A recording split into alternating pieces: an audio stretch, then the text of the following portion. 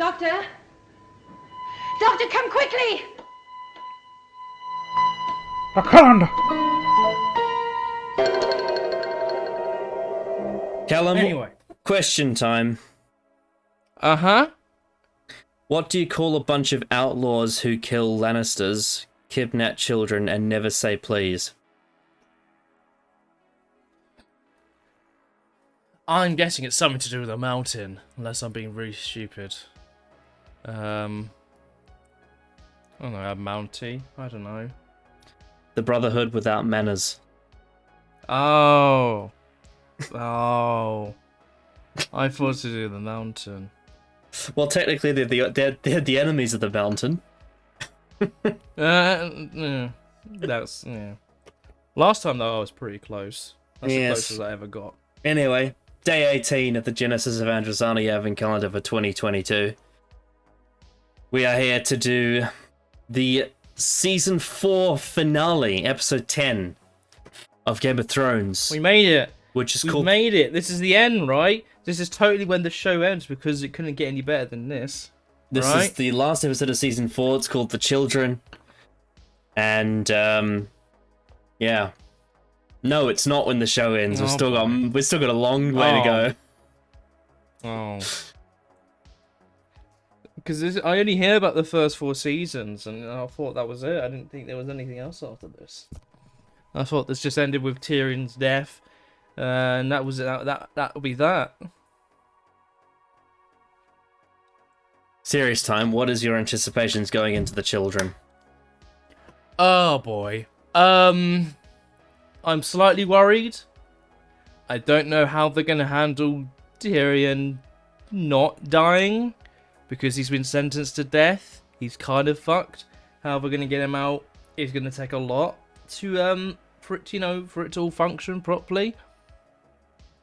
Because that's what I'm imagining this episode is gonna mainly focus on, is King's Landing. It would shock me if it didn't. As for everything else, Marine / Daenerys storyline is kind of in a weird transition phase, considering, Mormont got, banished pretty much. Jory's he's out. He's been kicked out after, not telling Daenerys that he used to spy on her, and was pardoned. So I don't know if that's gonna get much focus this episode, because it would be kind of, I don't know. Other than that, don't imagine anything on the wall, because that was all last episode for the whole thing, so I imagine that's done for the season. Ooh. Yeah, I am worried about King's Landing the most, if I was to hazard a guess of what I'm a little bit worried about in terms of what could come, considering we haven't had that red flag yet. Yeah, we haven't. We haven't had that red flag yet. But there's every possibility that we may go through this episode. You might come to the end and be like, well, what was it all about? What I was talking about. It is very, very possible that you may not... You might, but you may not see what I'm seeing until I explain it to you. Mm-hmm. Or you may pick up on it pretty much straight away and be like, hang on, something's not right here. But we'll see how it goes. I mean, this episode's very popular with the sort of broad mainstream, I think, from what I remember. It's pretty well liked by, the sort of the wide array of Game of Thrones viewers around the world. But when it comes to the snobbish, critical minds like myself and Mulebschley, Mr. Maulerman, well, I think it's a bit of a different story, but we'll get into it. It's certainly an interesting episode, let's just say that. You were wrong. Oh, I was totally wrong. Oh my god, I was totally wrong. Wow, I actually didn't think we would, because normally, like, what was it, like, season 1 episode before the finale? I can't remember. But I did not, I'm gobsmacked. Alright, I'm in for it. He just walks right in.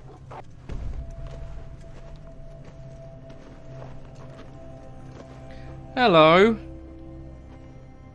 So about last night. I was loyal to him and to my Night's Watch vows. All your vows. She wasn't enough to turn you, eh? She's dead. You're doing. Hmm. He was their king, the last of a bloodline that stretches back before the first men. Gwen came from a farm. Hmm.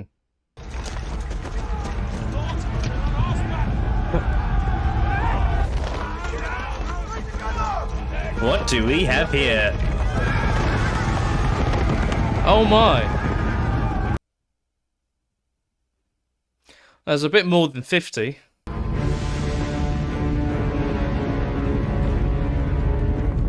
Oh boy. Oh, they're finally here. I was thinking, I was like, is it the Boltons? No. That's the only thing I thought of. But I was like, oh yes, they're fucking going north. I'm stupid, I forgot. Well, finally. Oh boy, alright. Mate, what are you... You fucking idiot. Do you know who I am? Never had the pleasure. This is Stannis Baratheon, the one true king of the Seven Kingdoms. We're not in the Seven Kingdoms, and you're not dressed for this weather. It is customary to kneel when surrendering to a king. Your father was an honorable man. He was, Your Grace. What do you think he'd have done with him? Hmm. Your Grace. If my father had seen the things that I've seen, he'd also tell you to burn the dead before nightfall. All of them. Hmm. Oh, It is the death's head. oh, it's gnarly. Oh, there's nothing to be done. Oh, well, at least Oberyn in death got what he wanted one off his list. Maester knows how to save him. That is exactly the sort of arrogance that had him expelled from the Citadel, Your Grace. His curiosity... Oh, she ain't gonna fucking care. This is my laboratory. Not anymore. But,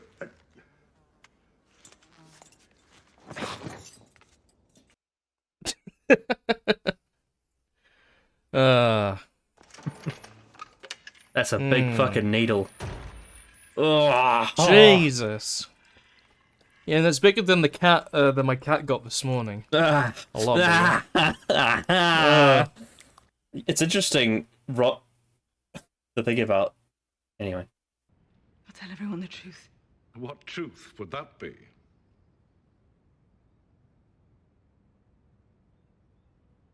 You don't know, do you? Oh, God. Yeah, he still doesn't know. How can someone so consumed by the idea of his family have any conception what his actual family was doing? We were right there in front of you and you didn't see us. Known what? Everything they say is true about Jamie and me. No, Your legacy is a lie. I don't believe you. Yes, you do.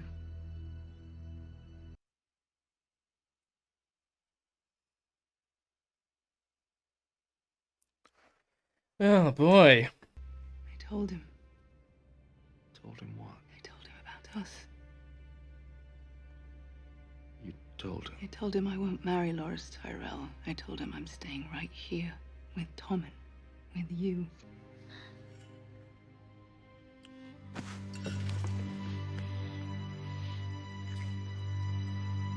Walk in. I don't care. Iron gentleman, I have brought you. this joy young man, He came from the sky. you're sober. The black one. As I thought would happen earlier. He came from the sky and Ah.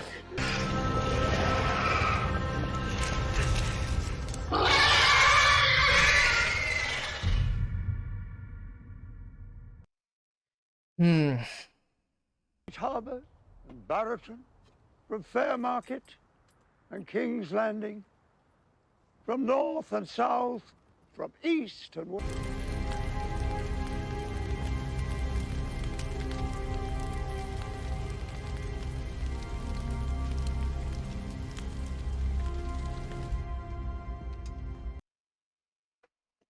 Oh boy. She belongs in the north. The real north. You understand me?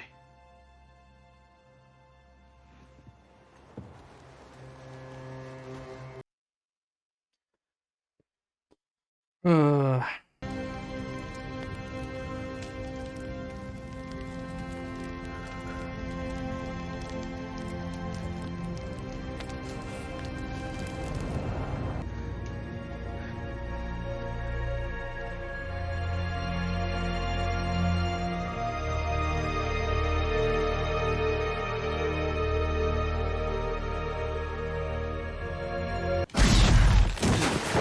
Uh-oh. Oh no. Oh fucking hell. Help them! Hodor! Come on, Hodor. Oh Jesus. Fucking hell. Oh no. Oh no. Go on, Summer. Go on.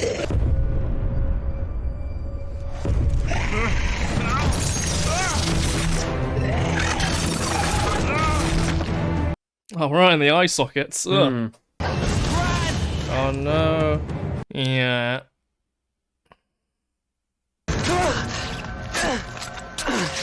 Oh, Jesus.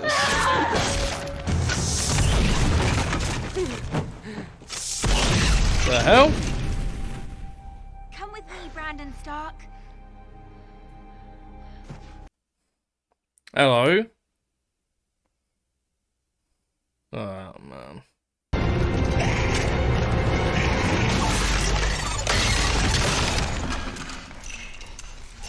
Huh. The fact that I can tell her whole face is just like CGI is really disturbing. I've probably turned into like first Pirates of the Caribbean right there. You'll never walk again. But you will fly.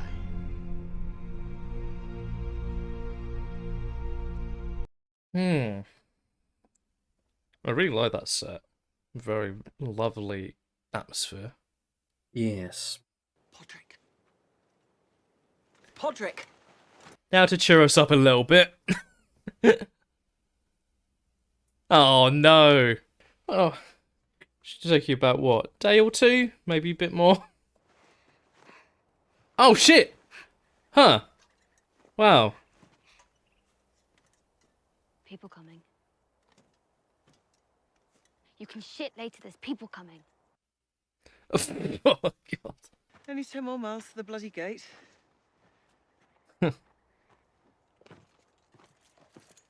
Ah! You want something? Oh yeah, they don't know each other. Oh, he does. He does. Oh god. Ooh, that was a lot of cuts. Ah, I didn't like that. Ugh. Ah, that was like 4 cuts in like a millisecond. Like Kevin Dunn. Yeah. Oh. I'm not a knight. Ooh, fucking hell. Oh, ho, ho. Oh, Mike Tyson.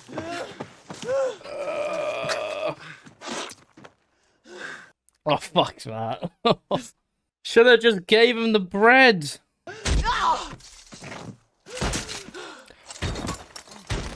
Oh, dolly hell. That looked a deeper drop than it showed. Okay, that was scary. Bloody hell. Oh, You're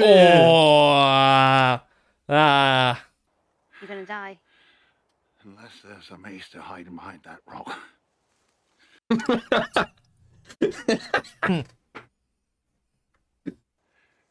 out alone. You won't last a day out there. I'll last longer than you. What are you doing? What do you think I'm doing? The galley's waiting in the bay, bound for the Free City. Who's helping you? Varys. Varys. You have more friends than you thought. We're after fucking Cersei. I suppose this is goodbye then.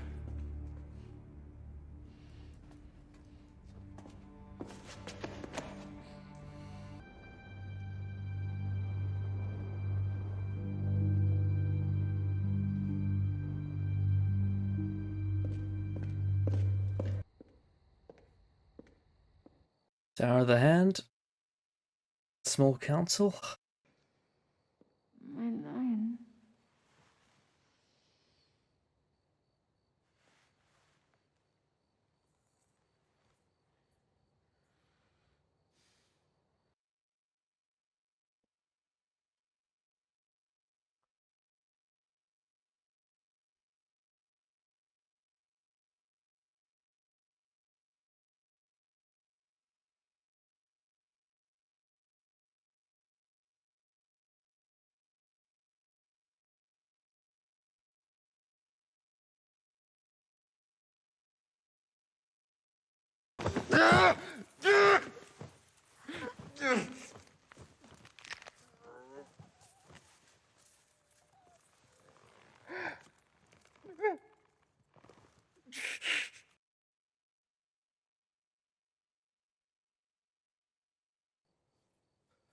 I'm sorry.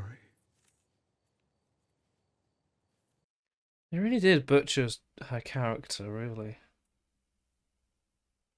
Not just that. There's more. But we'll get to that later. There's a lot more that they butchered. I guess it depends on his reasoning, but... no.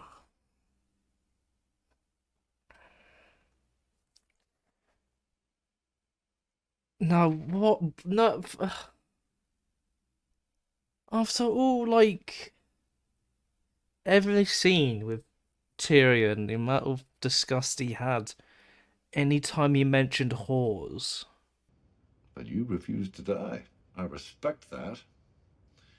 Even admire it. I loved her. Who? Shay. Not Tyrion. Doesn't matter. Doesn't matter. She was a whore. Say that word again. And what? You'll kill your own father in the privy? She's in there. Are you afraid of a dead whore?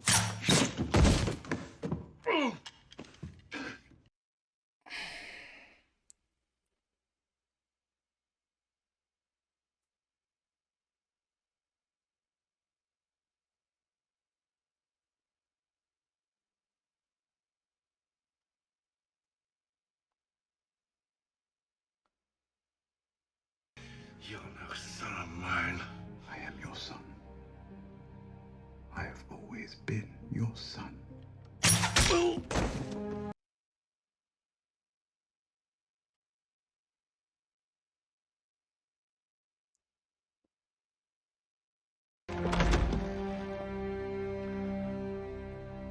What have you done? Quickly. Is that really how he fucking dies? On the fucking toilet? What on earth? That's really how you kill Tywin Lannister? Of all the ways. Having fucking a whore and then dying on the toilet? Fuck that. No. Fuck that. What a fucking lame death.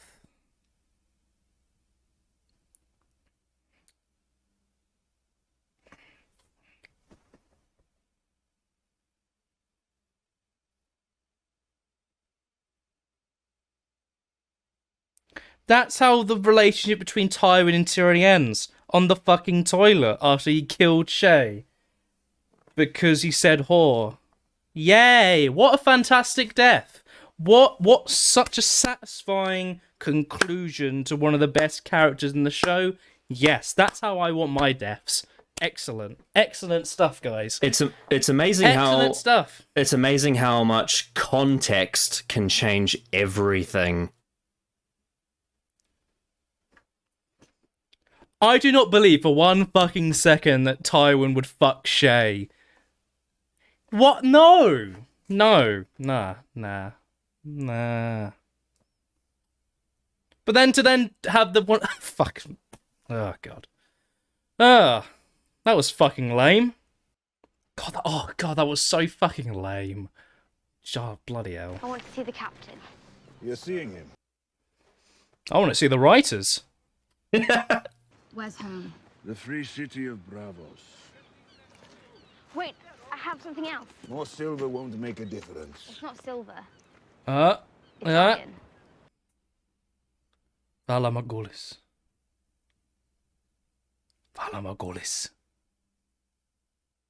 How did you? Valar Morghulis. Palador Eirich. Of course. You should have a cabin. Well, Aya's off to Bravos. Mm-hmm. Imagine we'll see him again next season. So at least I'm looking forward to that. As opposed to the other things. God, that death was so fucking lame. I can't get over it. Fuck. Alright, there's going to be a lot to get into with this one. Especially from me. This is going to be a long review. It's going to be a long review, this one. Fuck me. Okay. You know, what's interesting is our points of view on this episode may actually differ, but for different reasons. It's because you're watching this purely as a TV show thing, whereas I'm watching this as an adaptation. And so there is major... When you have major events take place, especially when it comes to things like character payoffs, especially main character payoffs, when you're doing an adaptation, the context always changes the result of the execution. And you have to be really careful on how to handle that. Now, this episode changes a lot of things. And the end result of those changes, I think, has a lot of issues to varying degrees. I think in the first half, the issues are more so minor, and then as the episode goes on, those issues become more and more major, and then of course you get what I call the big red flag near the end. But I will give my in-depth deconstruction of all those different elements and what my thoughts are on everything, and exactly what the difference in adaptation and how catastrophic that is of a difference comparatively for each thing. But given that you're just watching the TV show, I'll let you kind of have the floor on your overall thoughts on this episode first, so that I can do my stuff later. So I would probably say first 45 minutes I was pretty satisfied with it. There were little bits that I'm thinking that was a bit convenient timing, with Stannis Baratheon coming right to the point of the conversation between Rhaegar and Snow. I think that was the timing of that was very in favour of Jon, and how they were going to get out of that if they didn't arrive at that time would have been interesting to see. We all know that Stannis was eventually going to head north. Obviously, I forgot because they were in Bravos, 3 episodes ago? Yeah, episode 6. So so now they've all gone north. They've gone beyond the wall and have attacked them in their camp. So I'm hoping next season that Stannis gets, something to do other than, these last 2 seasons, when he's done pretty much nothing other than go to Bravos to get money, from the Iron Bank, which I imagine he has. Other than that, there is stuff that I liked. I liked the scene between in Marine between Daenerys and the old man. I thought that was a quite interesting conversation to have about, you know, someone who was a slave but was loved and adored by the children that he taught. I thought that was quite interesting. I liked the conversation between Cersei and Tywin, and the following scene with Jaime I thought was interesting. To then go, my issue with Jaime is when he goes from these scenes with Cersei to then the next scene we see him with, you know, fearing Tyrion. You know, it's that sometimes those can be a bit jarring sometimes, but overall, I would say the first 15 minutes overall, I was pretty satisfied. Thought there was some decent stuff there. But then once Tyrion is released, pretty easily, I will say, I think it was a little bit too easy for him to manage to escape. I think that's kind of been my issue this season with people escaping places. It's a bit too easy, when ideally and realistically it would be a bit more difficult than they present it.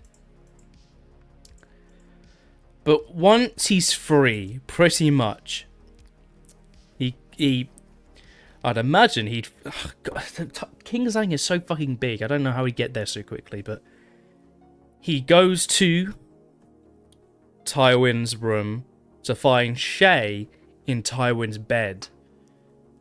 So that feels strange as a choice that Tywin would make. I don't believe for a second he would do that based on what I've seen and what has been presented about Tywin and sort of his thoughts on whores. Unless I'm mistaken, he doesn't like them, especially ones related and connected to Tyrion. Shay, again, I guess we'll talk about Shay first. In her last two appearances has completely been butchered and has just gone a complete flip on what clearly was a person who actually did love Tyrion, to then in 2 episodes, because he cared for Sansa and wanted her to be safe and couldn't have sex with Shay, goes to them wanting to murder him, is quite a bit of a leap, I will say. I'm fine with Tyrion in that moment, because obviously he's about to be killed, so he has to defend himself. That I'm fine with. Then we go to Tywin on the toilet, which might be one of the lamest deaths I've ever seen. It's up there. It's up there. Just that whole conversation, I feel like, could have been so good. But why on the toilet? And how good it would have been if they were just at the table talking. If even with Tyrion having him at, you know, crossbow point, you know, gun point, whatever. The conversation they had is so like, I don't want this. I feel like their relationship is a bit more complicated than that. For him to just go, oh, she's just a whore. It's very simply. It's almost like that Dave and Dan completely removed the whole point of that scene. Let's just say that. Mm-hmm. But now, it's torture. It's torture hearing you describe that scene, not knowing what was changed. What it's actual agony. The changes are. It is agony. It can't be. I imagine the actual book version is a lot better executed. Like, I'm sorry, just talking about superficially, I think writing-wise, I think this whole thing is very structurally poor. But just have one of the best characters in the show die shitting on the toilet might be like one of the most disrespectful things to do with such an excellent character. Like, not only did they do it lame, they kind of ruined his character a little bit. The fact that he had sex with Shay. I don't... Ugh. That feels so out of left field. It feels like such a Rian Johnson twist. Oh, Tywin actually doesn't mind having sex with whores. One especially linked with Tyrion. Something that would require foreshadowing, am I right? Yeah. Mm-hmm. If they wanted to have the context be he's actually like he puts up a facade of like not degrading himself to that, you need to foreshadow it. You can't just bring out of nowhere when literally nothing has been foreshadowed or linked in any way to this being something he does. Nothing. It's just out of nowhere, and it's like, okay. Mm-hmm. Again, having him have such a lame death, getting shot twice on the toilet, and he just dies, and that's it. And that's the end of Tywin Lannister. One of the best performed characters and written characters of who's so smart and elegant and so driven by the idea, like that scene with Cersei, which a line I really like. The idea of the family, rather than actually looking at what the family actually is, kind of encapsulates Tywin in a way, and to end him like this does not sit with me one bit. It is probably the most annoyed I've been at Game of Thrones to this point, because it's such a stupid ending to a really good character. And for him to be silly enough to say whore again when he knows that Tywin will shoot him if he says whore, when he makes it explicitly clear.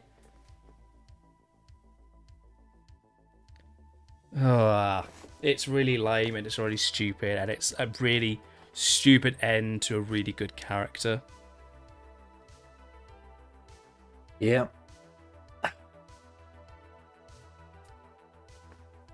I mean, here's the thing, right? Even though I hated that they changed it, if you were going to do it this way, you had to do it differently. You couldn't just have it be the same plot points, because changing the context of this scene is so fucking monumental to what kind of impact it's going to have. Yeah, are you basically done with your sort of overall thoughts on the episode? Yeah, I would probably say, on first reaction, first sort of 45 minutes just before the Hound and Brienne of Tarth fight, I was pretty fine with the episode and pretty happy with it, other than a few niggles I had. It was that fight and then the rest of the episode that happened which annoyed me, other than the last scene. Okay. Alright, I've got so much to unpack in this, but I think it's probably important I address the red flag first, right? I have to do that because it's so it is so hot on the mind, and when I talk about this episode and why I don't like it overall, the biggest reason, there's many reasons, but the biggest reason is how they ruin Tyrion Lannister's character arc in one episode. I mean, there was a bunch of things that built up to it that they did wrong that led to this point with quite a few of the characters. But this is the moment for me when the TV show dies, like, really, because what they do is they remove what is one of the most important moments in the entire series. This is right up there with, Ned Stark's capture and death. This is up there with the Red Wedding. This is up there with everything else. This is one of the most important moments in the entire series. And it happens near the end of A Storm of Swords. It happens after the trial. Remember how we had the trial where in the book version, Shay never loved Tyrion. He was using him, for monetary gain and for power. She was being a whore. And the way that they characterized their relationship throughout the entire series, from the moment that they met all the way up to the moment that she died, Tyrion knew deep down that he never loved her, but he pretended to believe it because he needed that love. Tyrion, the reason why he is so tied to whores is because of what happened in his childhood, and I'll get to that later. But speaking specifically about Shay's character, The difference that Shay brought to him in the books is that unlike other whores, she would kiss him and she would pretend to love for him. And he was smart enough to know that she didn't love him, but he just needed that affection and he fell for it. He fell for that affection, despite the fact that she never loved him and was only using them and was pretending to be his lover. Whereas in the TV show, she wasn't. She actually was in love with him, and that changes everything. It changes the meaning behind why she goes away, why she refuses to get paid money to go to Pentos, why she cries when Tyrion banishes her, calls her a whore, why she turns up at the trial, and it changes everything here. So here's the thing that Dave and Dan cut out, which was absolutely fucking ridiculous that they removed this from Tyrion's character, and it's not just Tyrion too. This affects Jaime, this affects Shay, and this affects Tywin as well, and it affects Varys too. But the biggest thing that they removed from this episode, from A Storm of Swords, was a confession made by Jaime to Tyrion after he rescues him from prison. So, let me detail you this whole thing. Obviously, the Mountain killed Oberyn, and so the Mountain won the trial by combat by default because Oberyn died first, and so the sentence is that Tyrion is going to die. And so following this, of course, Jaime doesn't want his brother to die, and so he plots to, break him out of prison and send him over the Narrow Sea. And, of course, because he's inaccessible to the crown if he's over the Narrow Sea. It's a lot harder for Tyrion to be found and,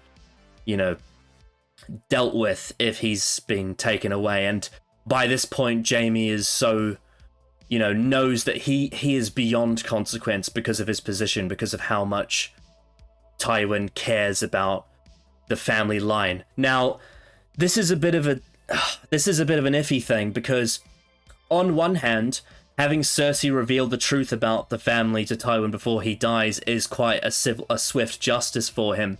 But at the same time, having Tywin know that his family's not legitimate does create, and Jaime knowing that also does create a bit of a it does create complications in him rescuing Tyrion, because now the consequences for Jaime going forward are going to be different if Tywin knew that and knew that Jaime rescued Tyrion, because now he's dealing with his son not being a legitimate,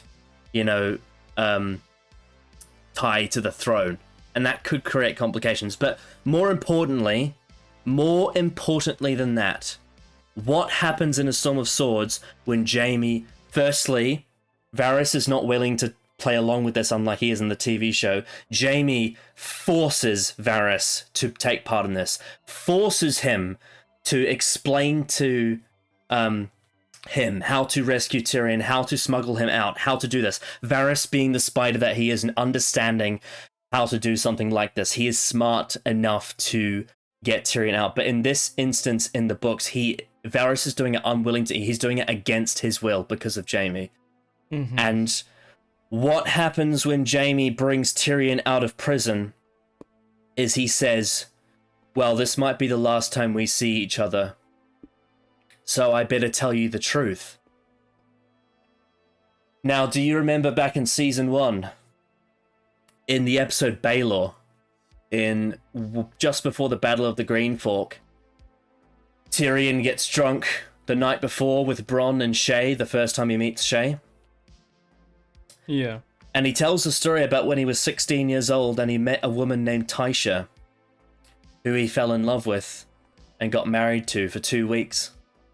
And then he was told by Jaime that she was a whore, that he paid her to do this for him, and Tyrion was heartbroken. And then Tywin forced all of the guards to rape her in front of him. And even more so, this is in the TV show they didn't do this, but in the books, Tywin forced Tyrion to rape his own wife after all that as well, which is even more brutal. But here's the thing. After Jaime rescues Tyrion from prison, he tells him the truth, that Taisha was never a whore. That Taisha actually loved Tyrion the whole time. and Tywin forced him to lie to Tyrion and tell him that she was a whore. Specifically, remember this line, she was a whore. And so that whole revelation completely changes Tyrion's point of view on everything. The fact that this woman, who he thought was a whore, that he fell in love with, genuinely loved him back, genuinely got married to him because she wanted to, and then was beaten and raped, and despite the fact that she did love Tyrion. Which sends him down a mental spiral, the same one, if not more, that he went through during that trial. You remember the end of the trial when he says, I wish I could poison the pack of you. That whole character shift manifests into its full form when he finds out that Tysha actually loved him and that Jaime lied to him the whole time. And this is the moment when Tyrion and Jaime's relationship is severed in half.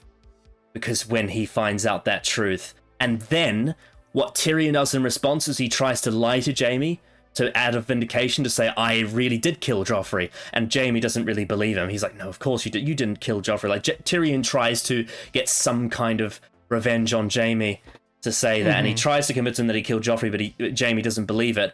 But then what Tyrion does is he tells Jaime the truth about what happened when he got captured by the Starks. He tells Jaime that Cersei was fucking Lancel Lannister. If you remember that at the end of season 1 when Jaime was gone, that happened. Cersei was fucking Lancel Lannister, and that changes Jaime's whole perspective, not only on Cersei, but on Tyrion as well. And that relationship becomes completely severed. And now, here's the thing. So, going forward, that changes Jaime's point of view on Cersei, and when we get to season 5, I'll be able to talk in depth about how that changes the context of things, because in the TV show, Jaime didn't find that out, so Jaime doesn't have any reason to hate Cersei in the TV show, because he doesn't know about the Lancel Lannister thing. Well, in the books, he does. So that's the thing with Jaime. Now with Tyrion, now that he knows that Tysha loved him the whole time and Tywin made Jaime tell Tyrion that she didn't and she was a paid whore even though she wasn't, he now doesn't care about what happens to him. He doesn't care if he gets killed because he is completely unhinged, which is why the risk of him going to the Tower in the Hand in the middle of the night and potentially getting chucked back in prison and executed is no longer a factor for him, unlike the TV show, because he doesn't care what happens. His only goal is to confront his father about what happened, rather than what happens in the TV show where he's tempted to go into the Tower of the Hand when he wasn't told this. Why does he go here? Why does he risk going up there? What is his reason? Well, of course, it's context that changed things. When you completely remove the Tysha confession, it makes no fucking sense for Tyrion Lannister to go into the Tower of the Hand. Now, the setup for how he gets there, he does know where it is, because of something that Varys told him earlier about that secret entrance. That is something that was set up, but it's the risk. It's why does he go there? Now, here's the next bit. Tyrion walks into the chambers of the Tower of the Hand where Tywin is, and he does find Shay. However, there's so much that's different about this. Firstly, the in-depth conversations that Tywin has with certain characters. I believe in the TV show the only conversation he has about his father is with Arya Stark, and he does reveal about his father, you know, meeting a swift death. It's implied by the actor's facial expressions that maybe Tywin got him killed. But in the books, it's explored more in depth that Tytos Lannister was someone that was very into whoring. It's something that's very known, is that Tytos Lannister was a whorer, and Tywin Lannister hated the way that his father, being firstly laughed at by everyone else, but also was represented by whoring.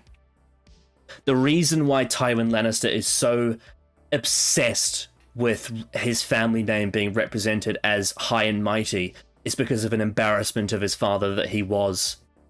However, the difference between the book and the TV show is that Tywin Lannister is just like his father, and he is just like his son Tyrion, and he's a massive hypocrite.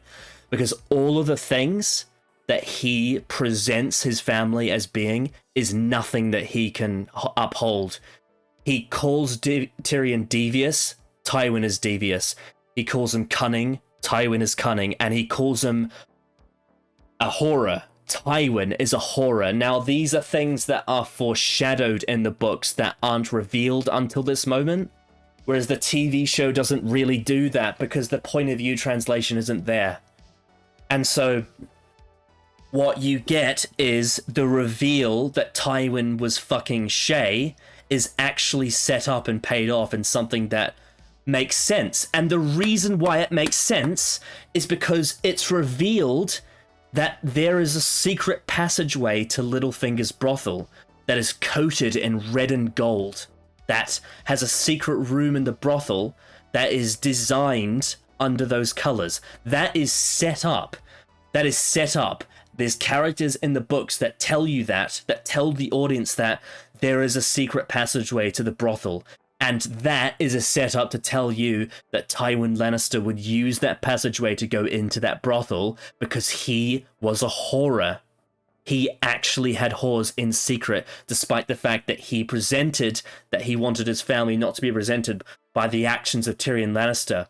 But the whole point of his character is that he's hypocritical. He's just like his father, and he's just like Tyrion, and he hates that he's like Tyrion.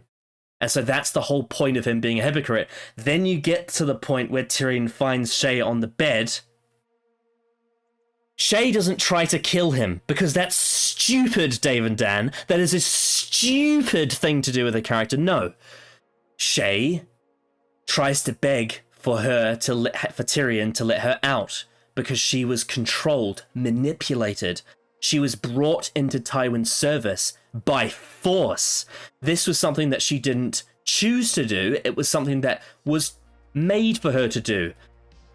But Tyrion, after hearing this Tysha confession, after having Shay betray him the way that she did, and remember, Shay never loved him, but lied to him, lied and pretended to love him the whole time and never did. Tyrion hates her, and he goes onto the bed and he kills her in cold blood. He murders her with no remorse, whereas in the TV show she tries to kill him and he kills her with self-defense with her own chain and apologizes, which is fucking stupid, Dave and Dan. It is fucking stupid that he does that. Why? So, he kills her in cold blood in a burning hard rampage, and then he goes to Tywin's toilet. Yes, this is framed the same way, but let's think about the context here.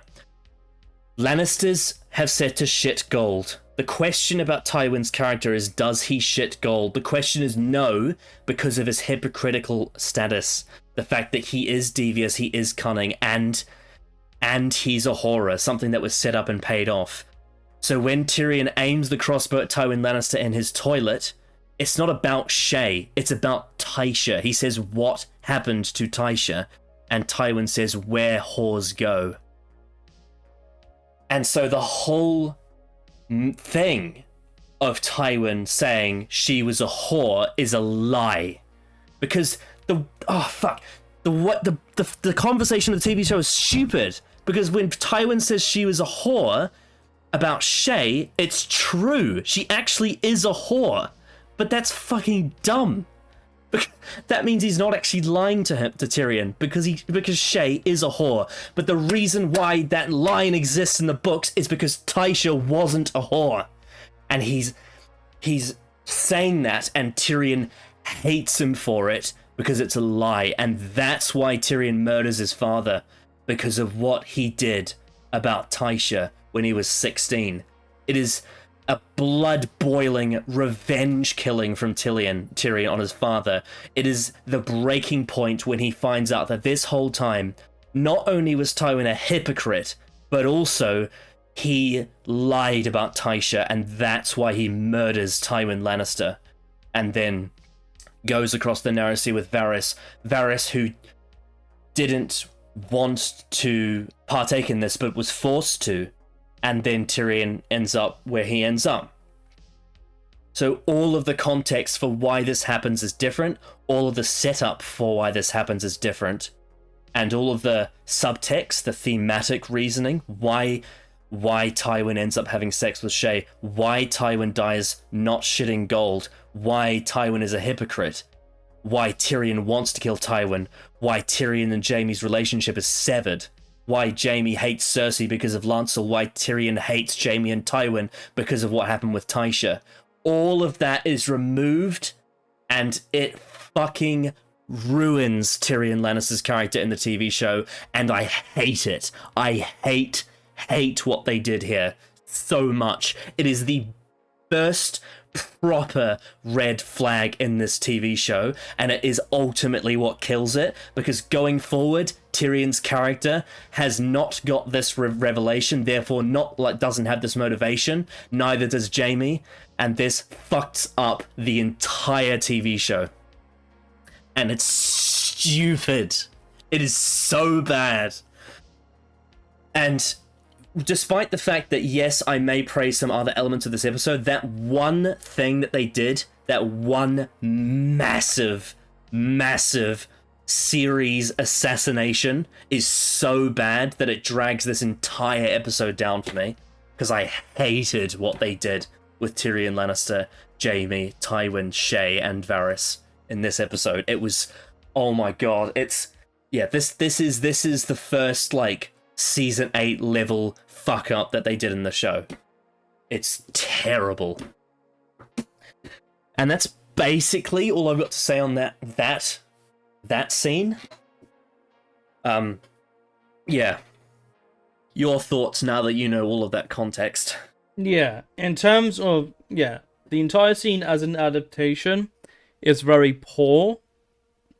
Clearly, there's a lot of if you want to do differences in the TV show, if you want to do things different, you have to have the things that in the show lead up to this moment, like, are executed in the way that makes sense for what you've done so far. Mm-hmm. So what they've done so far is have Shay actually care for Tyrion. Then, because of what happened with Sansa, the fact that Tyrion was actually trying to do his best in making sure she was safe, Shay getting jealous over that fact, then decide, okay, I'm going to sentence him to death as revenge, and then go to kill him because of that, is the biggest leap anybody probably could have, and it is genuinely insane. Mm-hmm. It's like it's crazily insane on Shay's part. She's kind of psychotic in a sense. Yep. But they don't set that up in any way. They just make it seem like she's a very jealous girlfriend, really, and that's really stupid. As opposed to a whore that used and abused him until she could no longer do so, which would be so much better. It would be so much better. Yeah. Yeah. And then just and him. Yeah, and like you said, him killing Tywin because saying the words whore over and over again. The meaning of the word. The meaning of the word. Why does that word mean what it does? That is so important to that scene. Oh. They ruined Tyrion Lannister. They ruined him, and I hate it so much. And exactly because him saying whore twice in terms of the context of the TV show makes him look really fucking stupid. Him saying it multiple times after he's been warned, even though that in the show that's not who he is. This made everyone. He's not a hypocrite. Everyone look stupid. This made everyone look fucking awful. Yeah. Oh. Because the context is different. If you do everything we've seen so far, even with the issues of Shay, you can still have this scene, even if it is completely different adaptation-wise. You can execute something completely different and still be good.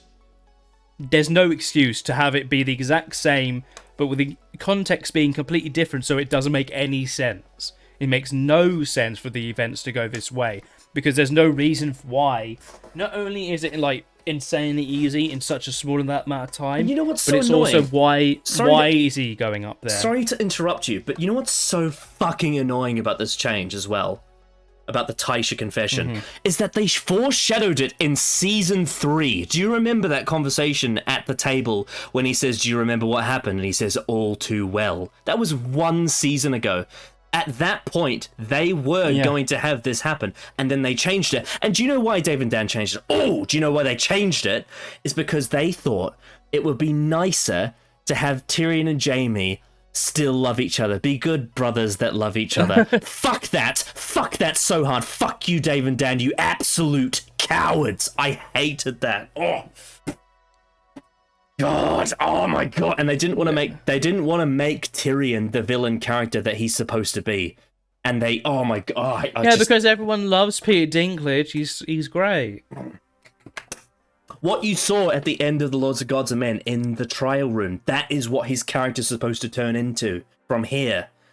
But they didn't do it. Mm-hmm. They didn't fucking do it. But then they're like, okay, never mind. Oh, it's so annoying. Again, if you're gonna do something different, in terms of adaptations in media, I'm not that fussed. However, if you're going to include stuff from that adaptation but then change things so they don't make sense, you're a fucking idiot. It's really stupid. Here's the thing about adaptation. You can change things and still have them be good. But this is a circumstance where you compare the original and you compare what they did instead, and it's fucking worlds apart in terms of quality. Oh, yeah. Yeah. Mm-hmm. And that really pisses me off because the Taisha thing was set up in season 1 and it was such a good story arc for him. It was such a good character beat for Tyrion Lannister. Yeah, that's the annoying part. And when you have a bit literal, like, another story that was told in the book that you can just do and you just have to change it in terms of making it a visual media. When you decide to change it but keep things in the same breath, it just makes you look really stupid and not understanding why those events take place. You know what's it's annoying though, because with some of the other changes they did in earlier seasons, some of the reasons why they had to do those changes was because of the visual medium. Nothing they changed here had to happen. They could have had it be the same. No, they wanted their cake to eat it too. That's what they wanted. They wanted to do their own thing, but also have the iconic scenes themselves in the show. That's what they wanted. Yeah, that's what they wanted. And they fucking ruined it. They fucking ruined some of the best characters in the show. They ruined Tyrion, they ruined Jaime, and they ruined Tywin, and they're 3 of my favorites. And they ruined all 3 of them in one episode. Because the idea of the way they presented Tywin in the show is he's very much family focused. He's not someone who quivers like Jaime or Tyrion does.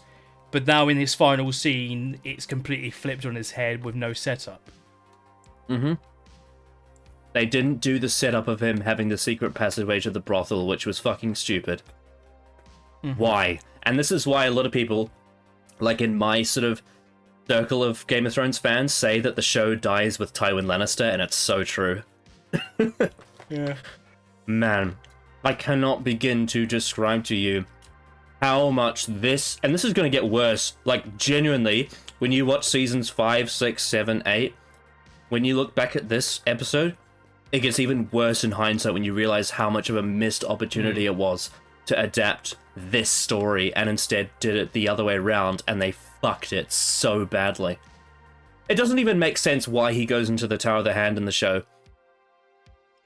He just does it because Tyrion is smart enough to know that there's a high chance he'll get captured and put back in prison and easily killed.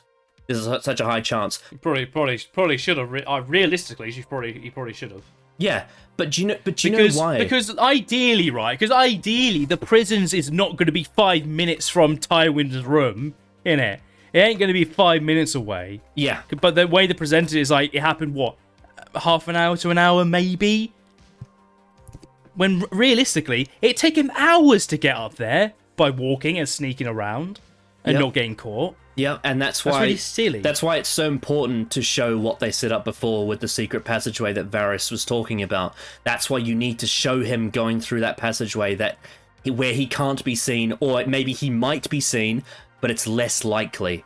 And in the event of the context of the books, why he chooses to go down that passageway and take the risk is because he doesn't care if he dies. He wants revenge against his father for lying to him. That's why he goes. Not this fucking weird thing he does in the TV show where he never gets that confession and he just does it anyway. What the fuck? Why does he want to kill Tywin in the TV show? It doesn't make any fucking sense. The only reason why... Because, like, what reasons at all would, like, he have any reason to at least... Because that's what he's going to do. He's going to attempt to kill him. Ideally. Yeah, but the only reason he does it in the show is after he finds out that he slept with Shay, but he couldn't have known that. So why the fuck does he go to his chambers? It's so stupid. There's no reason. Oh, you have to I hate assume it. that he wants to just kill him just because... Yeah, and that's the thing. If he wanted to kill him before he got in that room, that's character assassination. Why the fuck is he doing that, taking that risk to go all the way to his chambers, to take that risk of being caught just to kill him? For what reason? It's stupid. What, for sentencing him to death even though he knew he didn't kill Joffrey? Yeah. You're the reason why you're going... Stupid. You're the reason why, Tyrion, you're going to be sentenced to death because you spoke out. He was going to send you to the wall. So why are you now going to kill him because you got sentenced to death? Dude, character It's really assassination. silly. Character assassination That's of really Tyrion silly. Lannister, dude. That's It's really, so... really silly. It is so sad, man. It is sad what they did here. Ugh. I hate it so much. I hate it so much. It's really dumb. It also, again, it's just really lame to kill the context of Tywin on the toilet. This person in the TV show with no setup to everything they've done it in the books. To just kill this guy on the toilet like they did is really lame, and I don't like it. Yeah, they at the very least could have had a line saying, "Let's find out if Lannister's really shit gold." Like something to reference that. Something. Ugh. Fucking hell. It's just... They fucked it so badly. Because it just comes across as really silly. Yeah. Like, him just being one of the most powerful men in all of Westeros being killed on the shitter is really lame in this way. Yeah, but then if you have the context of why Tyrion wants to kill him in the books, him doing it when he's vulnerable is actually has a whole different angle. When he to exposes it, you know? him as a hypocrite, when he isn't actually the guy he presents himself as. This would be that works better. Imagine if you saw Tyrion with blood boiling in his eyes, saying, "I don't want you to go out here because how satisfying would it be for me to kill you on the shitter?" Like, imagine how much better that would be if it was Tyrion making the a line choice. of like, "I cannot think of a better way for you to die than right here, right now, knowing who you are, Yeah. who you really are." You know, something like that. Yeah. Oh my god, that would be so much better, and to have it be because of But Tysha. no, in the show, Tywin's actually a smart person who actually sticks to like his family, like morals, or like the idea of his family, like Cersei referenced in the episode. They don't set up at all that he is a hypocrite. They don't set up at all that he is this, like, he is a horror. No, in the show, they've completely set him up as a person who cares about the idea of a Lannister. Like he says in the fucking scene, he's like, "You're a Lannister. I respect that. I even admire it." You know, even with... Yeah. It makes it really silly to kill a character that clearly, in what we've seen as an audience, is a very, very smart person who has his ideals and he sticks to them. But obviously with the context of the books, like you showed me, he isn't that, but they don't set up that at all, but they want to keep the same scene.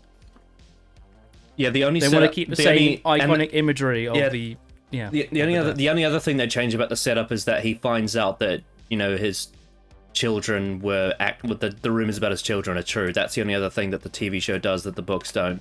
That has implications potentially that could be very...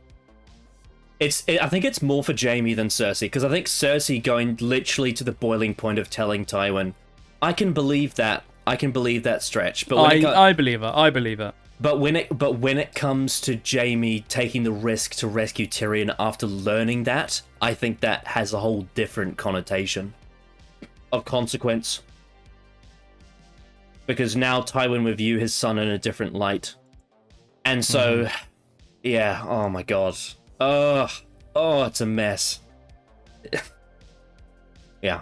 So this for me. I mean, obviously, you know, the rape scene in Breaker of Chains was a big fuck up, but that was a production, you know, production fuck up for the most part.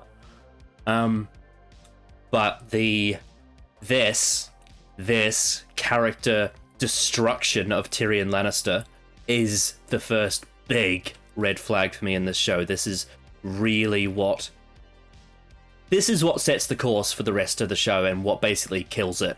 It is the inciting, this is the last straw for, you know, people that were invested in the quality of this character and the central point of this show. And I mean, the Tyrion Lannister, Tywin Lannister relationship before this episode was probably, if not my favorite, one of my favorite things about Game of Thrones, and they ruined everything about it in one episode.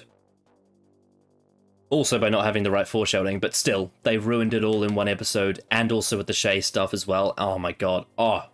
I probably shouldn't babble on about it any longer, but I hated this. I hate it so much.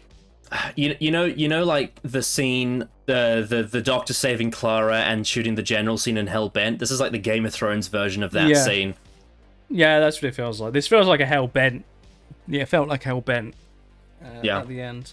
Yeah. It did, because there's no setup in Hellbent for that to take place. If there was, maybe we would think differently about the episode, but there isn't. It's the same kind of thing here. Mm-hmm. So as if setup is really important. Yeah, and also, this is really bad for Varys' character too. The fact that they implied that he was just going along with it. That's fucking stupid. Mm-hmm. Why would Varys take that risk? Even though last season he saw... Yeah, because that's quite a big risk. Varys, like last season's like...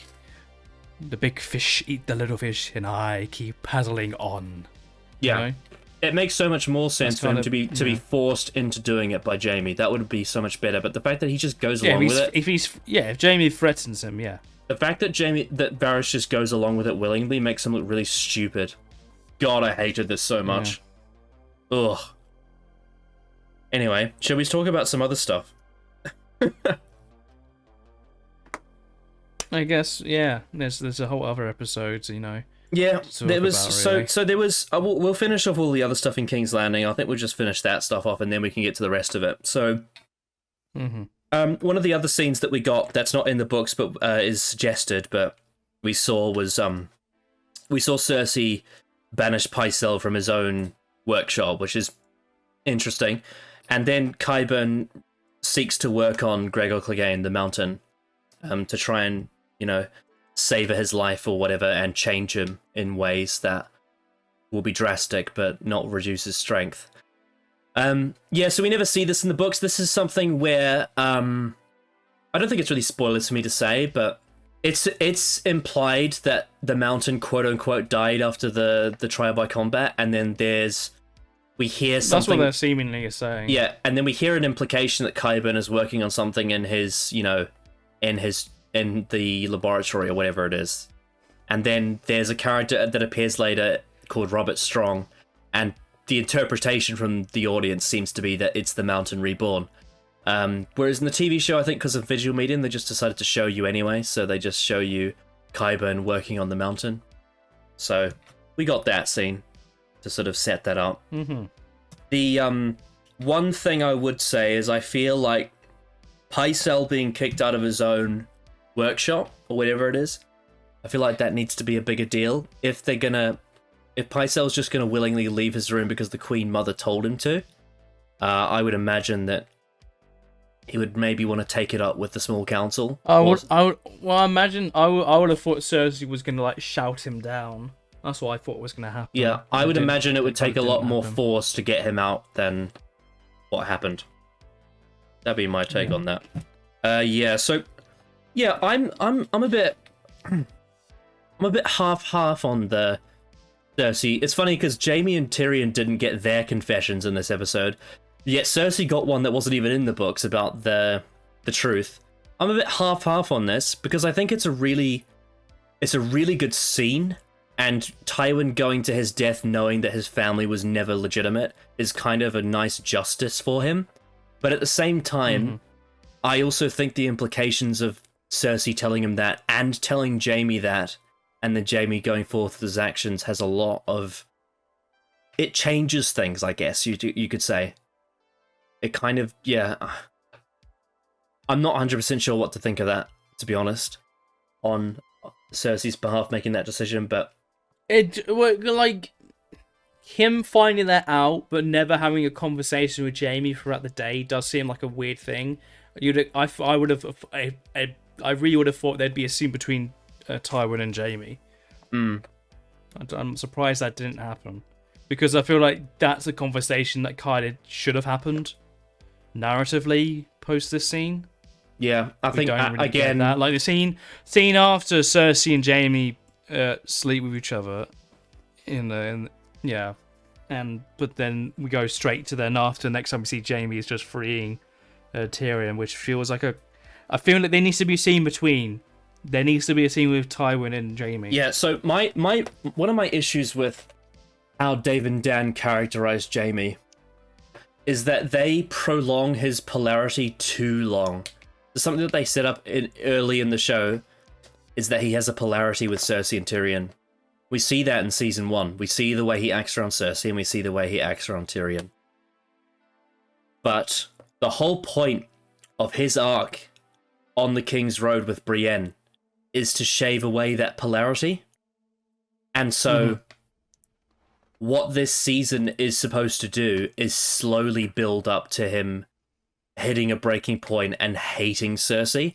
But the problem is they cut out that confession that Tyrion told him about Lancel Lannister, and so we don't get that. And so what they do is they just they retract him back to having polarity again with Cersei and Tyrion, and it feels like a regression of his character, which is a shame. And unintentionally it's made worse by the scene that ended up being rape when they didn't intend it to be.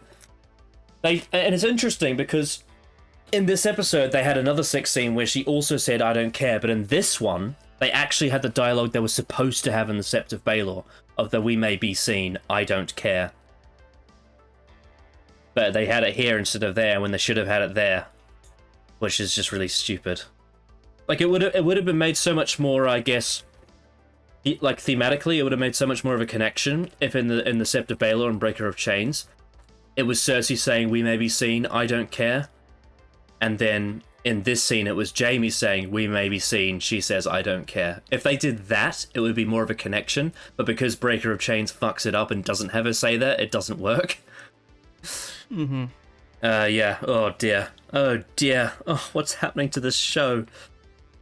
Yeah. I thought the King's Landing stuff overall was shit. Really poor.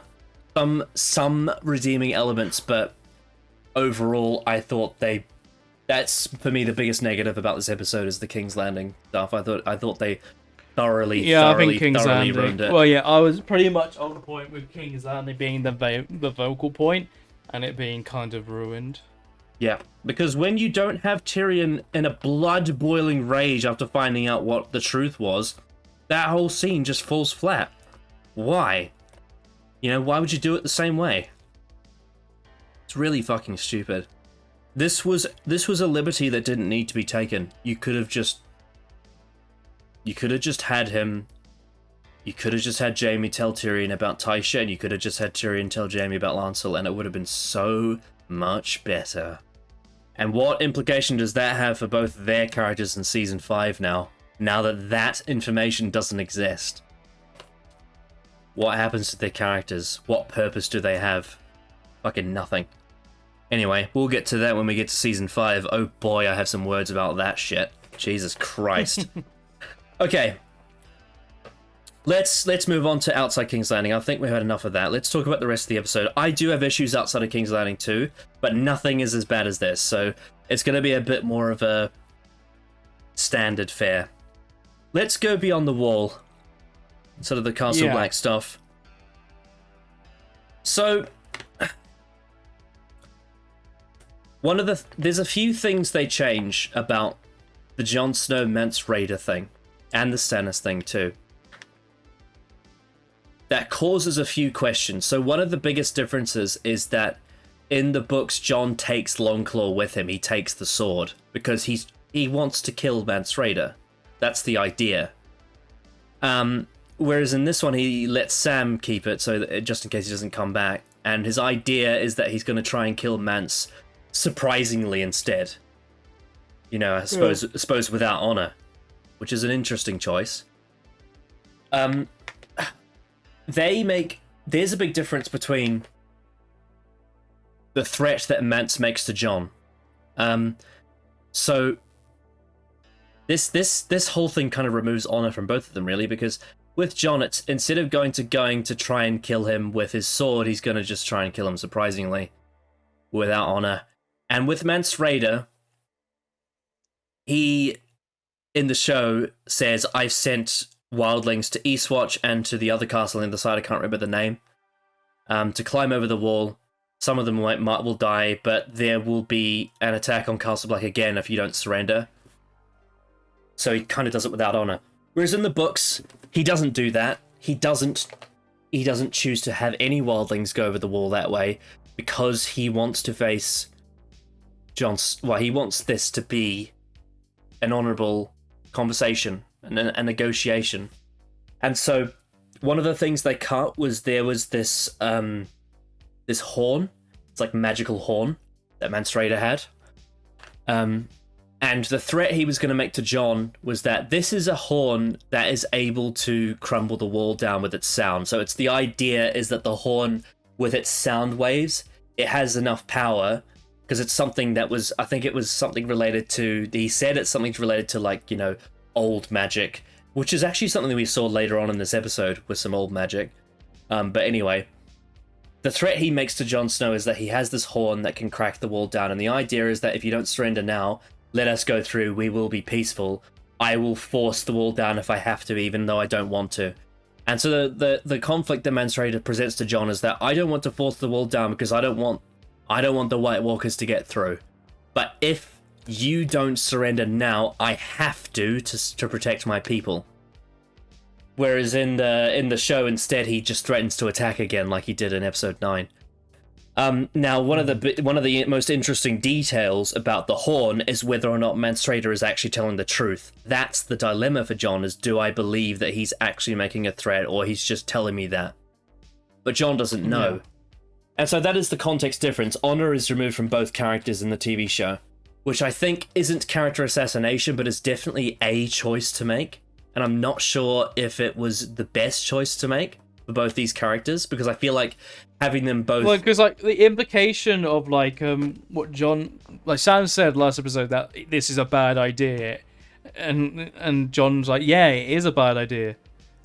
Implying that it's better than no plan, which I don't agree as a premise, because having, you know, sometimes having a really bad plan can just destroy everything, and having no plan and waiting or whatever can, you know, it gives you time, you know. Mm-hmm. As a first choice, I'm not sure going to try and just kill Mance Rayder in hopes that they all disband. Yeah, and to have, you know, Jon, in a sense, and when to he have, knows he'll get killed. And you could maybe make an argument to get this, like an edge case, but personally, I don't believe that Jon Snow would try and kill Mance Rayder on a surprise attack. That doesn't feel like that doesn't feel like the boy that Ned Stark raised to me. No. To me, Jon Snow... That's not something Ned wouldn't do it. To me, Jon Snow would take Longclaw, the Valyrian steel sword that Geo Mormont gave to him, and he would challenge Mance Rayder man to man. That's how I believe Jon Snow would do it. Yeah, fight.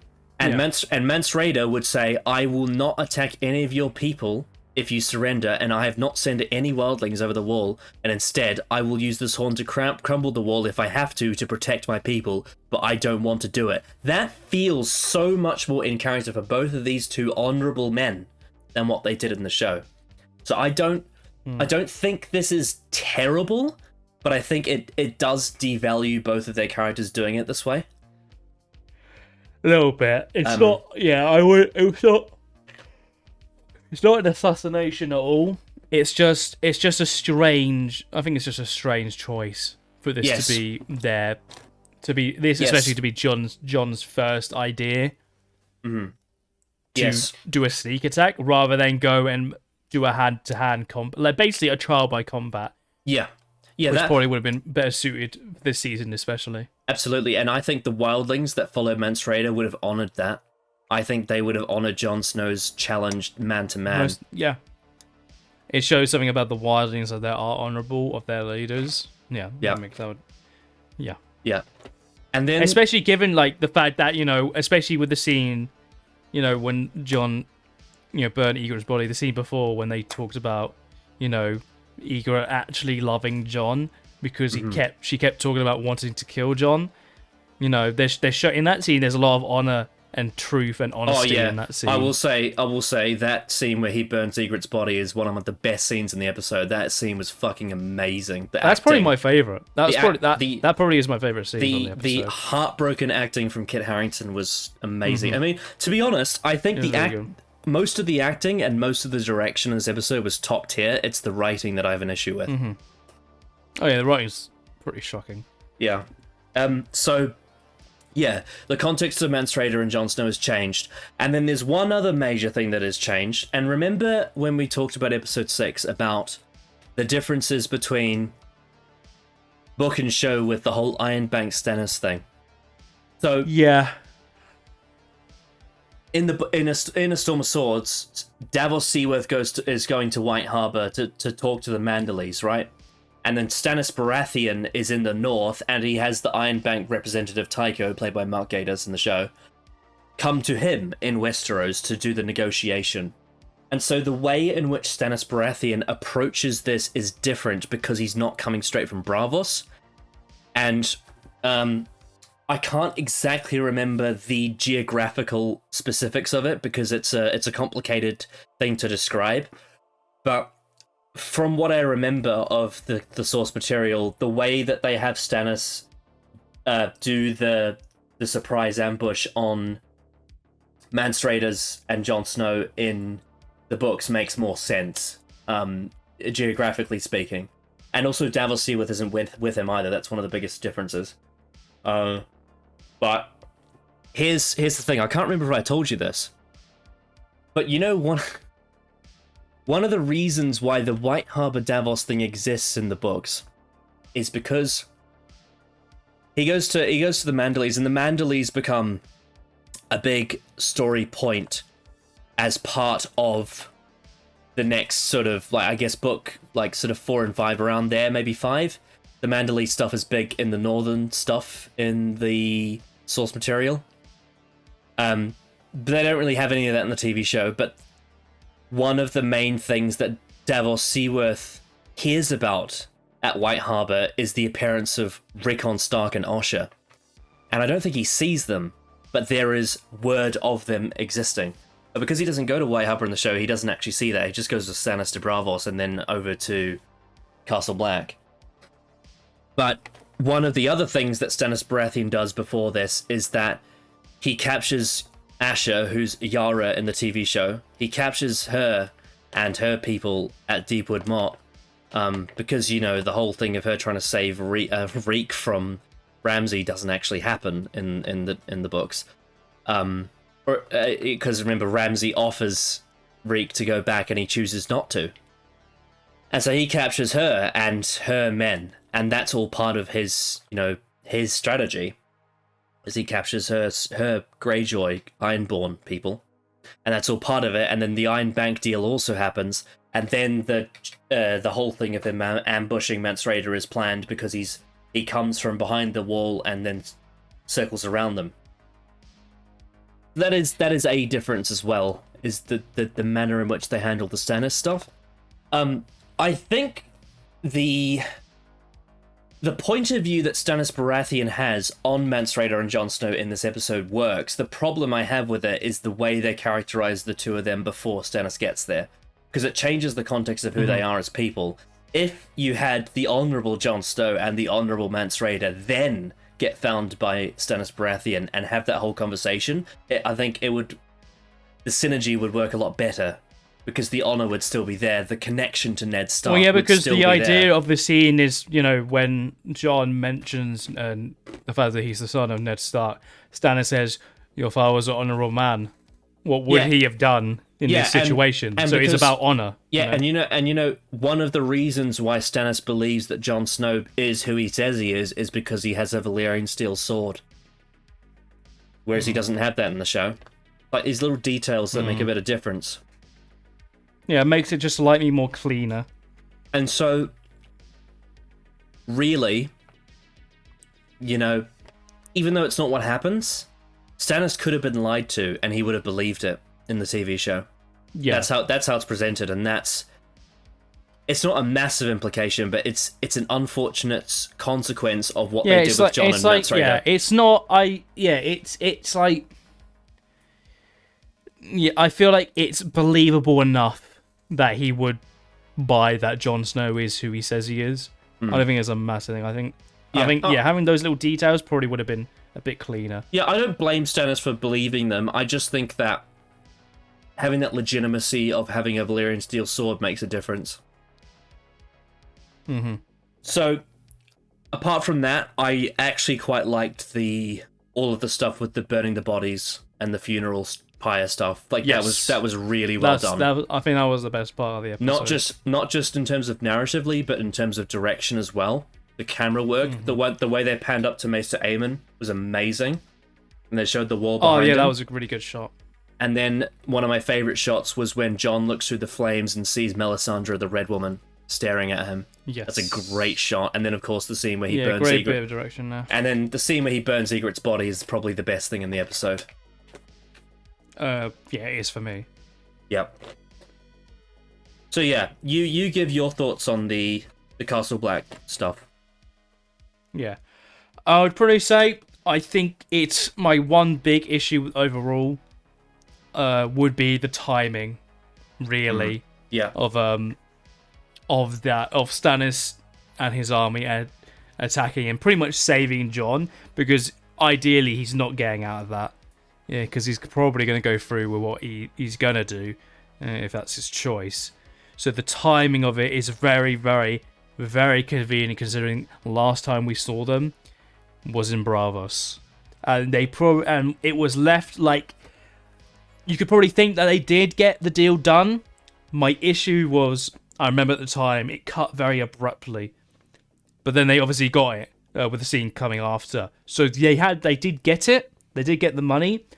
It's now whether would they have gotten to here in the amount of time seems a bit out of nowhere. I would have liked to have seen a scene of them heading back, probably, and them getting close, and had the horses going as soon as Jon was about to be killed as well. That's very convenient. Well, yeah, he was pretty much whereas at knife point. Whereas if you have it instead, you have Jon negotiating something more honorable, and then having Stannis, ambush them surprisingly from behind the wall makes so much more sense.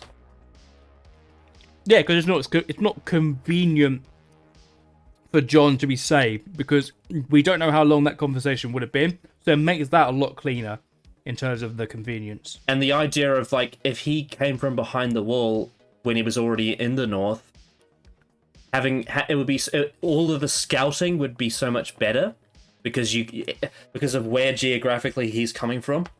The whole scouting of it would be so much better timed. Yeah. Yeah, it's annoying, but the second half of the wall stuff I really liked. All the stuff with the funeral was really well done. And now it's going to be interesting going forward, having Stannis and Jon's storylines cross over now. Yeah, that's quite a crossover I wasn't expecting this soon, I guess. Even though they did mention the wall last season, the whole season being pretty much them just trying to get money from the Iron Bag. That's kind of what their whole season was, which is a bit disappointing.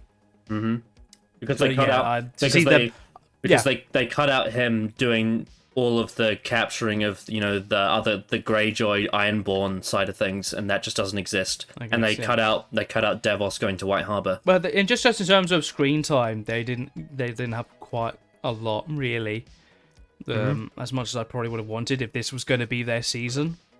if this was pretty much their whole season, pretty much. Yeah.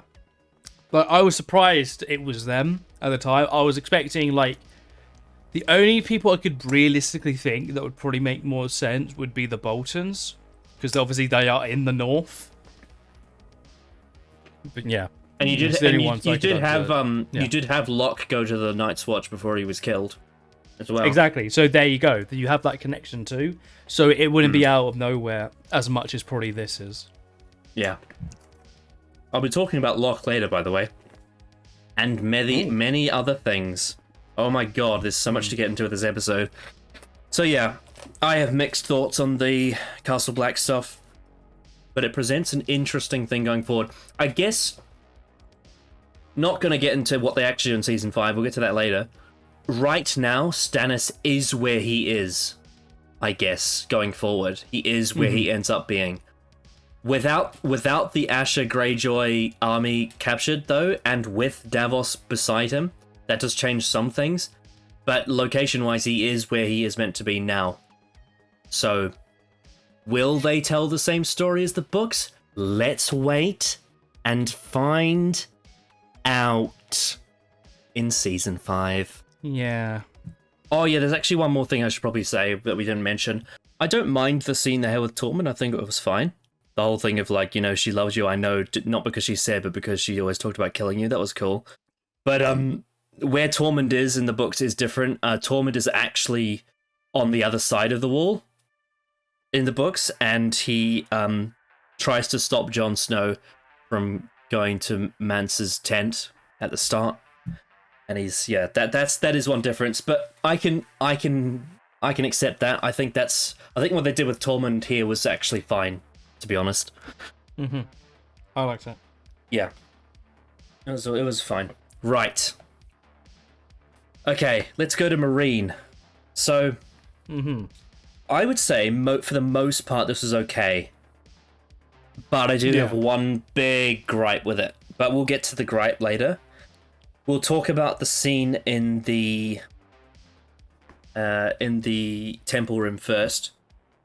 Is that we had the character who talked about how being returned to his slave master would actually be a better life for him than not, and he explains why. It adds another complication to the whole just instantly deslaving all these people, which is nice. What is interesting is that, and a good analogy to use to describe this is a bit like when people go cold turkey on an addiction. It's not exactly the same, but societally wise, it kind of has as a parallel in the sense of, like, you can just remove all these slaves from their masters, but it's what happens next that's really important. It's important to establish what happens after you remove them from their masters, because a lot of those slaves don't know what to do with their lives now that they're out of those chains. So I thought that was really, really good to establish that. They're slowly introducing and piling on more things to overwhelm Daenerys with things to consider, you know, with her very simple ideas. So I liked that detail.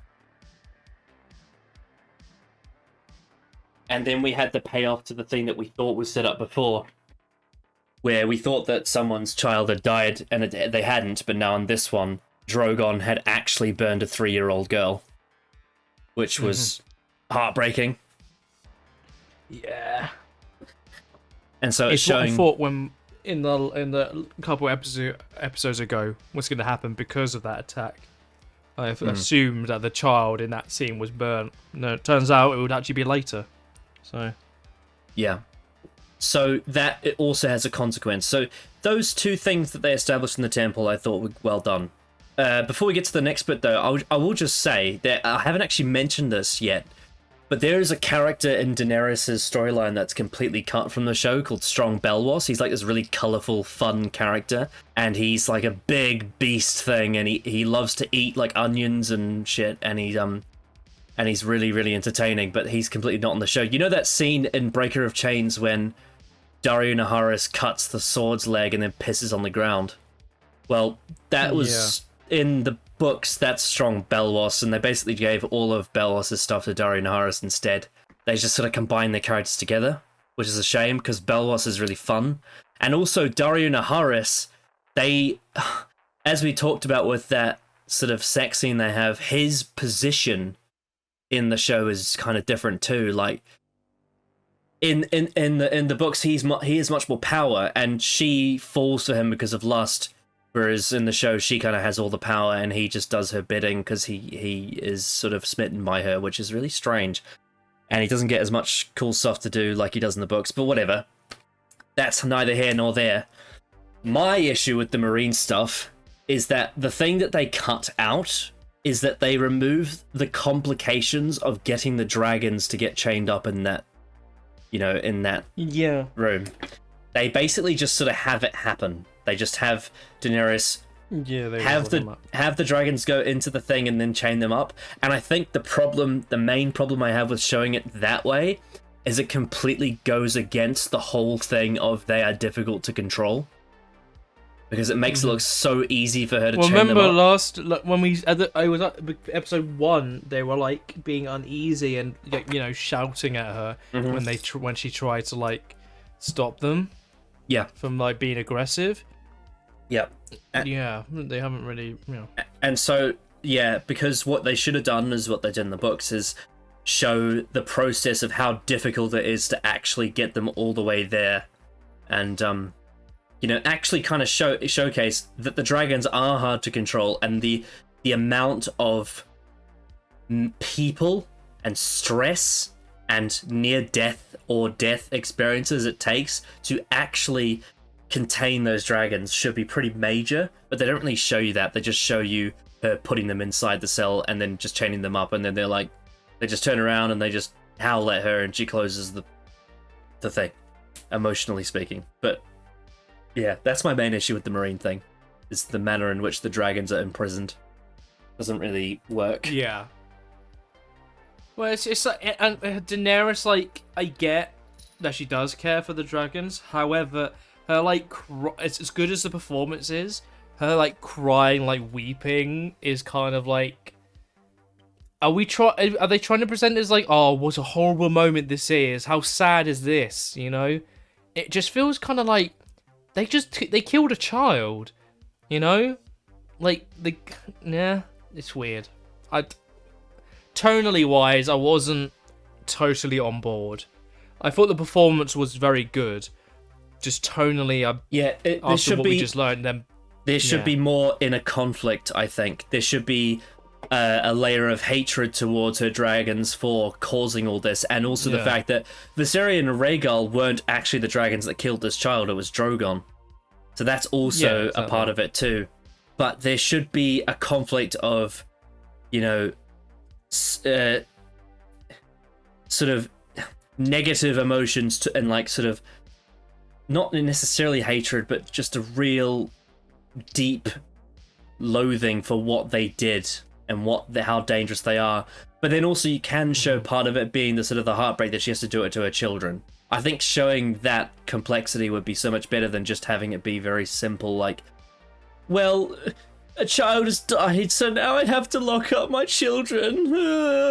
My poor baby. That's like the shot of her looking back, her like weeping so hard over. It's like, I feel a tear I'm fine with, but I don't feel like the scene is suited to her weeping.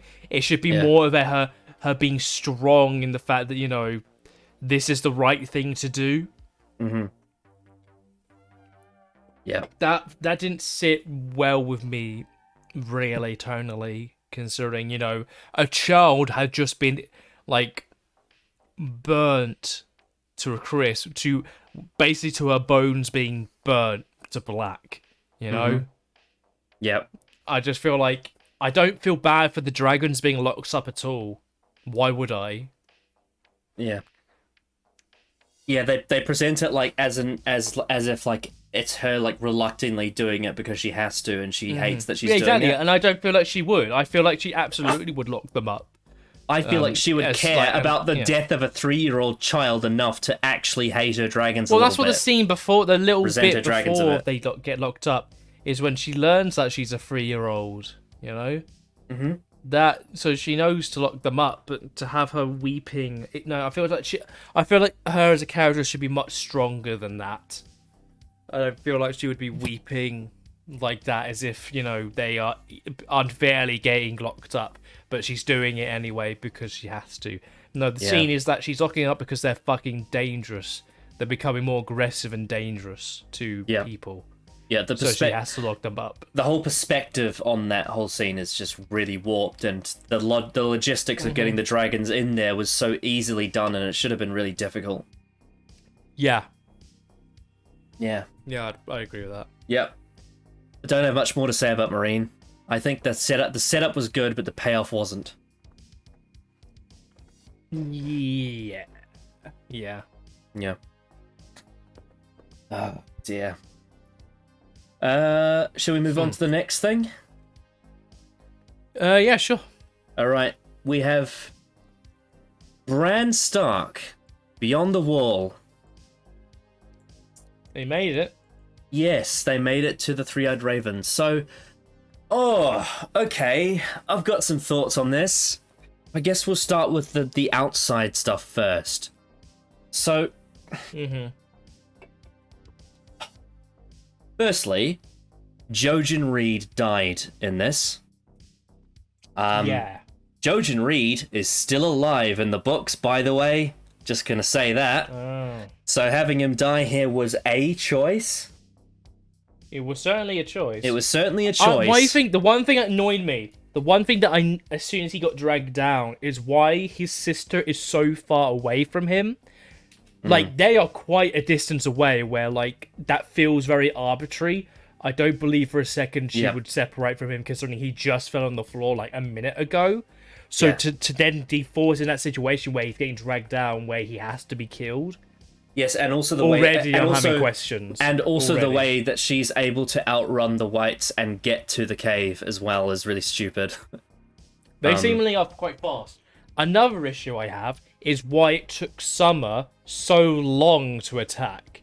Like, they were getting like attacked for a solid 2 minutes before Summer even tried to intervene. Yeah, so the logistics of the fight is really weird. And firstly, I don't like, personally, that they killed off Jojen, and I also, secondly, don't like how they killed off Jojen. I don't like the execution either. So that's a downer for me. There's also another big change. Instead of having Leaf, who's one of the children of the forest, instead of having her throwing darts at the Whites, instead they have her throw these, like, magic fireballs. Yeah, they're just magic fireballs, yeah. Yeah, which does definitely change the, I guess, fantasy implications of these children. What's also kind of interesting, the next time you see Leaf and the next time you see the Three-Eyed Raven, they're completely not only recast, but also redesigned as well, visually, which is interesting. Well, like the skeleton things? No. I mean Leaf, the children character, the one that throws the fireballs. Right. Okay. And also the Three-Eyed Raven character as well. They are recast as different. Completely changed. Completely changed. Different actors and they look different as well. That's strange. Yeah. Anyway, so they have the Leaf, the child character. Well, they're called the Children of the Forest. That is their racial name, and they're the ones that were chased up north by the First Men beyond the wall. So yeah, they have her throw the fireballs, and then they go into the cave, and then the Whites all die because their binding power doesn't work inside the cave, and the bones just like fall on the floor. So yeah, the whole way that they get there is really fucking weird and not very well done, I don't think, logistically speaking. And also, I feel like there should have been a bit more sort of, aftermath mourning for Jojen's death. Like, literally one of their, not only Mera's brother, but literally, like, Bran has grown a relationship with this guy, and then he just kind of forgets about him straight after he dies, which is a shame. But they made it, though, Connor. They made it to the end. They finished the quest. Yeah. One thing that, like, I think Brandon is a bit lucky to not to be seriously injured after being that close to a fireball. Like, he gets knocked off his, like, carriage, and like his role, I feel like he'd be a bit more damaged than just knocked off his carriage. Which is why they should have Very just had it be. They should have just had it be darts and not fucking fireballs. I mean, yeah, that would be the smarter thing to use. Yeah, and the whole thing of it being Instead darts of, makes massive explosions near the person who's quite important. And also having it be darts and tying that into the whole thing of like the trees and all that would be so much better, because it would actually tie into the whole. They are part of the the woodwork of the tree, of the werewood tree. You know what I mean? Like that would be resourceful and whatnot, as opposed to being literal fucking magic. So that happened. Then Bran finally meets the Three-Eyed Raven. So I have some thoughts on what Dave and Dan did from the start with this character from season 1. So in the novels, there is 2 names for him. He has a nickname, and he has a name that represents who he is now, and then he has an actual name that he was. And they kind of combine that all into one. So what Bran sees the whole time is, in the books, a 3-eyed crow, not a 3-eyed raven. And the symbolic reason why he sees a crow is because a crow represents a man of the Night's Watch. And the man that is sitting in that tree, that he has become a character named Bloodraven.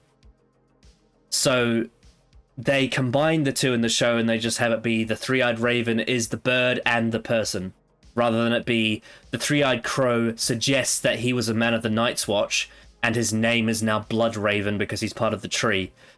And his real name that he was before he became Bloodraven is a man named Brendan Rivers. So Rivers is a bastard name, and he used to be a man of the Night's Watch. The idea is that he became Bloodraven when he infused himself with the tree.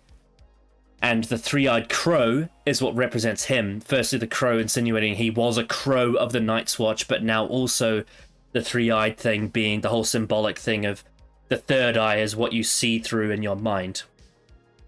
So instead, what they do is they combine it all into one and just have him be the 3-eyed raven, and it doesn't really have the same impact, because it doesn't have the same connection to the Night's Watch, because they don't really give that in-depth side of his character, which is a shame. But regardless, they have him meet Bran Stark. They have him use his full name. They pay off the arc he's had ever since he was pushed out the window and started having dreams of the Raven.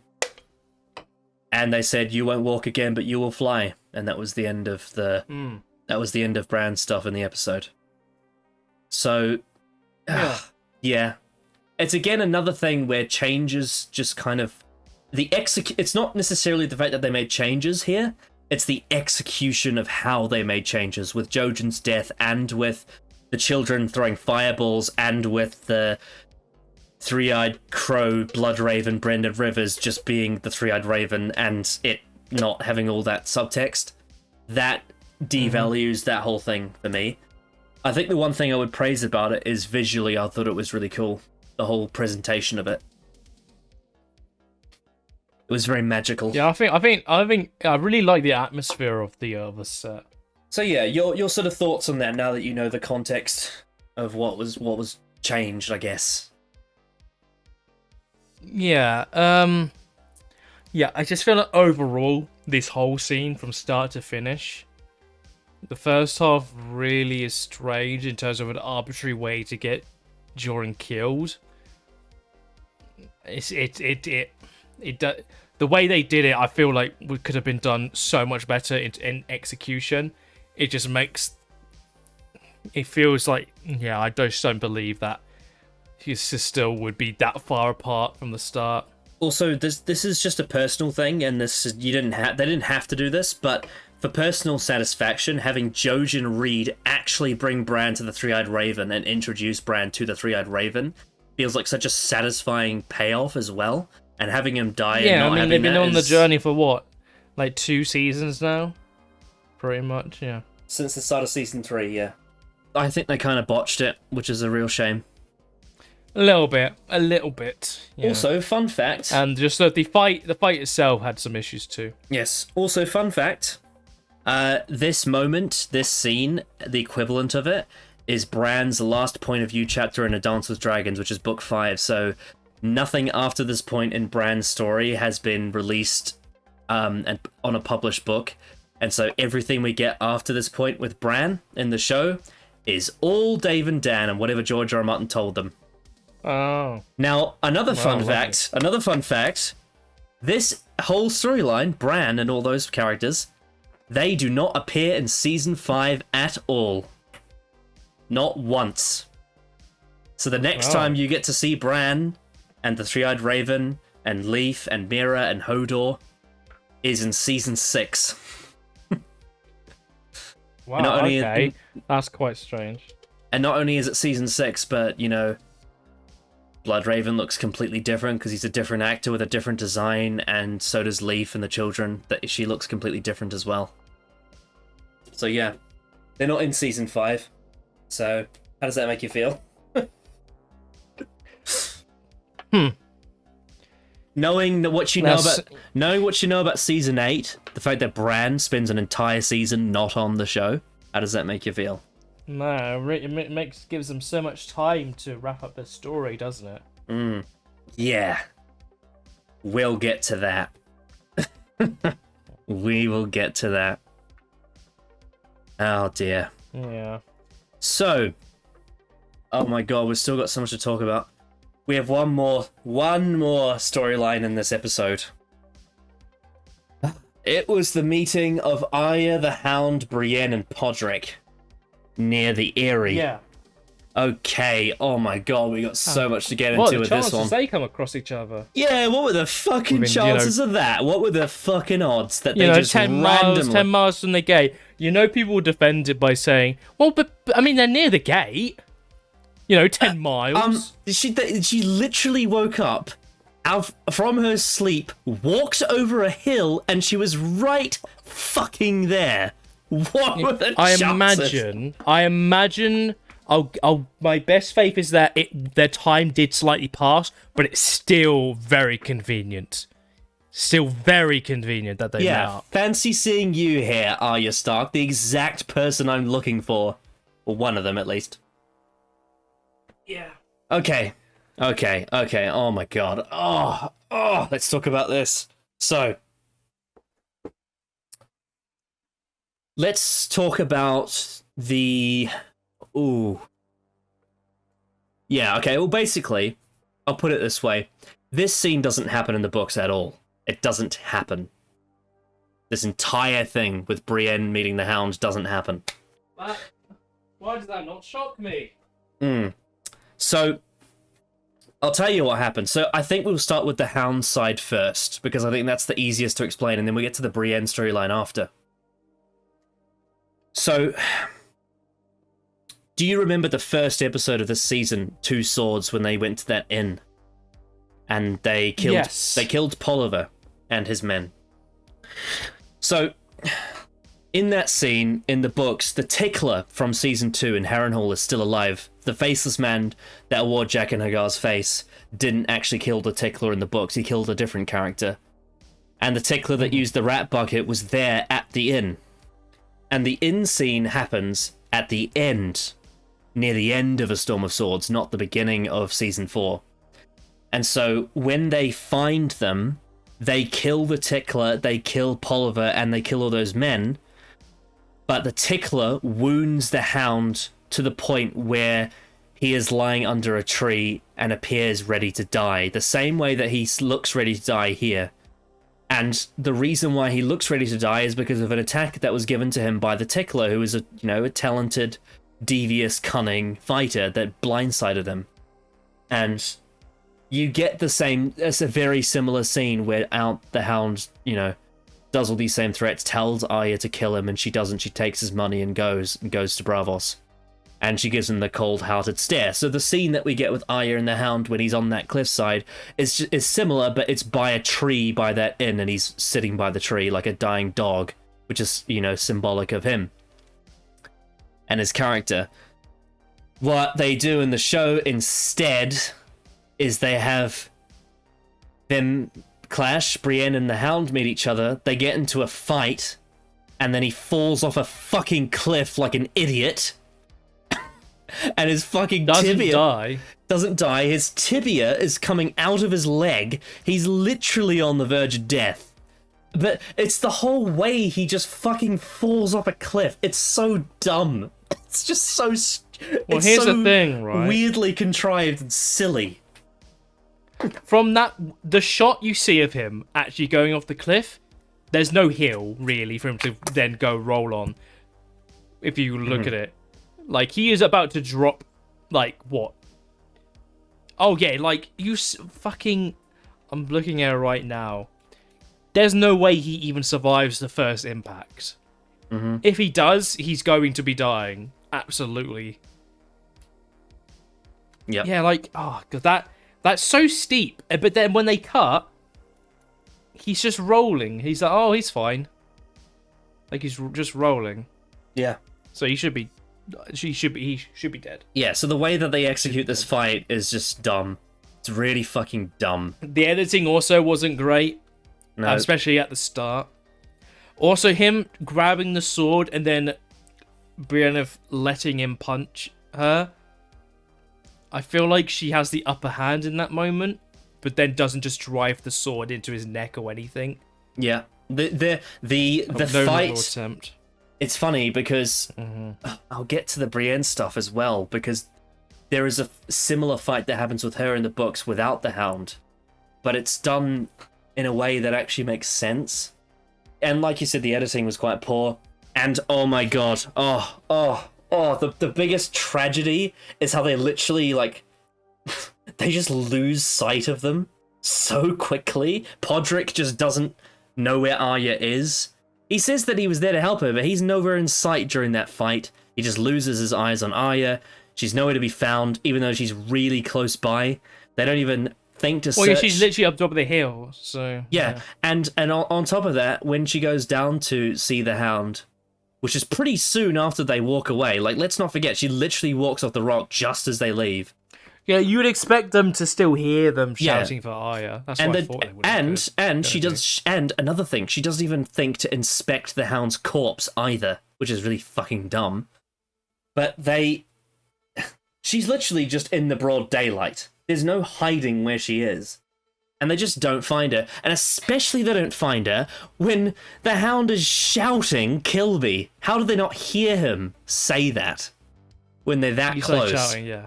Yeah, that's really fucking weird. So, yeah, that was dumb. Also, let's get to the other side of this. What was Brienne of Tarth doing during all of this in the books? When, you know, the Hound died by that tree because he was stabbed by a fighter rather than falling off a fucking cliff like a loony. So what happens is that Brienne comes into contact with the... She comes into contact with the... Oh, what was the group that I talked about before? The Brave Companions. The Brave Companions, led by a character named Vargo Hoat, who is Locke in the TV show. Basically, I mean, Locke is a combination of Vargo and a Dothraki who cuts off Jaime's hand. But basically, he is Vargo Hoat. So Vargo Hoat in the books leads this group called the Brave Companions, with Rorge and Biter. Rorge and Biter are the characters that the Hound and Arya killed at the moment they learned that Joffrey died. You know, that scene from a few episodes ago. In Mockingbird, I think it was. And so... she has a fight with them, with Vargo, who is Locke in the show, Rorge and Biter. They are antagonists in her story in A Feast for Crows, the book. And she's with Podrick at one point when Podrick finds her. But there is one major thing that people expected to see in this episode. People that have read the books expected to see in this episode, in the last episode of Season 4. A character that was going to appear that doesn't appear, and that is a character named Lady Stoneheart. And Lady Stoneheart is a resurrected corpse zombie, resurrected by the Lord of Light via, you know, if you remember Season 3, The Brotherhood Without Banners, Beric Dondarrion and Thoros of Myr, and you remember all the times that Thoros would resurrect Beric from the dead after he'd been killed, and he had all those scars on his body. So, The Brotherhood without banners after the Red Wedding resurrected the corpse of Catelyn Stark after she was thrown into the river, and she becomes this zombie form called Lady Stoneheart. And this is essential for Brienne's character because she swore an oath to Catelyn Stark. And so what happens is Lady Stoneheart knows that she understands that Brienne did not uphold that vow, and she sends the brave companions on Brienne, and Brienne has to fight Vargo and Rouge and Biter because of her failing to uphold that vow to Catelyn Stark. And so that is her purpose in this whole thing, really, is that she ends up finding Catelyn again, who's been undead because of the Brotherhood without banners, because of the Lord of Light. But because Lady Stoneheart's not in the show, and because Locke was sent to the wall, and because Rouge and Biter was stabbed by Arya and the Hound earlier in the season, that Brave Companions thing never happens, and so instead they have her fight the Hound instead, and they have her fight the Hound in a really stupid way. Which kind of removes some of the poignancy of her character, really, because her confronting Catelyn Stark really should be her character arc, really, when you think about it. The whole thing is about her swearing to, you know, be with Catelyn, to uphold Catelyn Stark's thing, and she didn't do that. And so that's all gone. That all doesn't happen. And that's a shame, because I think it's a really interesting character beat for Brienne.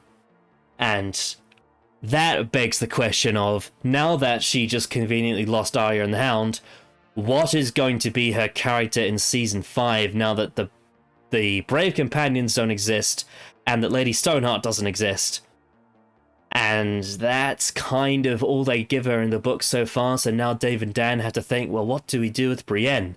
And oh boy, when we get to what they do with Brienne in Season 5, you are going to hear me unload a fiery rage like I did for the Tyrion stuff. You Jesus fucking Christ. But we'll get to that. But we will get to that. We will get to that. But yes, they had the Hound death scene, instead of take place in the inn with Polliver and the Tickler, they had them beat Polliver in the fight, not have the Tickler there, and then have the Hound pushed off a cliff by Brienne instead. And then, instead of Brienne face the Brave Companions and have to, with literal emotion behind her eyes, have to try and fight men that, you know, the undead corpse of Catelyn Stark is sending onto her. Imagine how much more powerful that would be. Instead of doing that, she just finds the Hound, tries to get Arya off him, ends up pushing him off a cliff, then just conveniently loses her. What was the fucking point? I think some of the dialogue was kind of fun before the fight. Like, I think it was a nice interaction, I guess. But as a whole, I don't like it. I don't like what they did with Brienne and the Hound. This is when the episode sort of started to fall apart even more for me. Like, this fight was, you know, this scene was pretty much the scene where I thought, okay, this is a bit strange. The meeting of them is very convenient. The fight was poorly done, pretty much, editing-wise. And him, you know, you assume that he'd be dead after that fall. Again, it's a case of they didn't really give a reason why Arya didn't kill him. They didn't really give a reason why. I guess leave him to die, I guess. I think she just wanted to leave him to die, really. I guess that's my take. Because ideally he should be dead anyway with those injuries. He's got no chance. Oh god, yeah. With the injuries they give him in the TV show, he should be fucking dead, stone cold dead. Yeah, he should be dead, right? He should be totally dead and not be coming back in later seasons. And you'd think, with the way that he's yelling for Arya to kill her in that moment, you'd think that Brienne and Podrick would hear that. It's not. It was like the scene lasted 5 minutes. Even if they were still looking around, they would have probably heard. Yeah, just spoiler. I mean, we know they don't find Arya because of what happens in the last scene, but spoiler warning: they don't find the Hound's corpse either. They don't, because apparently they did. Apparently they didn't hear him. Fuck me, this is so dumb. Oh, this is so dumb. And then we do get the last scene, which is a payoff. It is something that they didn't. I mean, they kind of fucked up the setup to it, but it is something that was set up in season 2 with the faceless man giving her the coin, then changing his face by ripping it off and revealing a different one, telling her to say Vala Morghulis. She finds the shipyard, says Vala Morghulis to the Bravosi man, and she goes to Bravos. I think my biggest issue with this is because of the way they stage it being near the Erie. The literal length of time it would take to fucking walk all the way to the shipyard on the east side of Westeros would take because she found so a horse. She found a horse. Yeah. Found her fucking pony. The thing is, because if you have it take place by the inn that they were at the start of the season, and then have her take the pony to, you know, because when they're at the inn, they're near the Twins, right? Which is way more east of the Erie. If she takes the pony from the inn to the shipyard that goes to Bravos, that makes more sense, I think. But what they do in the show was, whatever. So yeah, now she's going to Bravos, and that ends the season. I'll let you have the rest. I'll let you have the rest of the thoughts. I just thought this was rubbish. I thought what they did with Arya the Hound, Brienne and Podrick was rubbish. I mean, yeah, my main issue is the convenience of them meeting up, you know, within a 10-mile radius, really. Like, very convenient. It's like, yeah, that doesn't happen. I don't care that they're in the same area. Like, the luck of them just strolling across each other, that's just very unlikely. Yeah. In those kind of areas. The fight, again, I've got issues with it editing-wise and choreography-wise. I just don't think that in that situation, in a couple of situations, the Hound probably should have been killed. Even after the point where Brienne gives him the chance to just lay down and just give up and just let go. Which I don't know if he would keep fighting, I don't know. Him falling off the cliff, he should be dead on impact, but they changed the hill between scenes, or between shots, and now he's rolling. He's now left pretty much on his deathbed, so you pretty much think he would die. So yeah, he's dead, rest in peace. Arya not killing him, I think it's a weird choice. I feel like that, if you're gonna end it, at the very least, that scene could have been a decent way to end the Hound, if that's going to be the end of him. You can have him end there if you want to. Arya just leaves him, which I'm not sure is something I would do. Like, I feel like she would end him, because I feel like even though he's on the list, I feel like she respects him enough to actually just kill him herself. Here's the thing, though. In the source material, she sees him keel over like a dog, and she thinks he's dead, which is why she chooses not to stab him, because she just lets him have a natural death. Oh yeah, well then in that case, yeah. Whereas that's why if you're gonna have him have this scene, which I think the acting is superb, so I would have Arya kill him if I was writing that. But obviously they don't want. We keep saying he should die because he should, but he obviously isn't dead because he's in later seasons, because they don't want to kill him. So yeah, except oh my god, when we get to the difference in how he comes back, book versus show, fucking hell. Oh, prepare for rage. Yeah. So yeah, and then the final scene, like, I liked the Bravos man. I thought his acting was quite nice. Like, he sort of like it was shock. It was very nice. It was very reminiscent of Syrio Forel from season 1. It reminded me of that. That's what it reminded me of. Yeah. It reminded me a bit of that. It had that familiarity to it. And then the season ends with a wet fart. Yeah, so that's interesting. This very popular episode, I had problems with every storyline, and I had major problems with like 2 or 3 of them. Yeah. So I imagine you side more with me and Mauler on this than you do with the general public.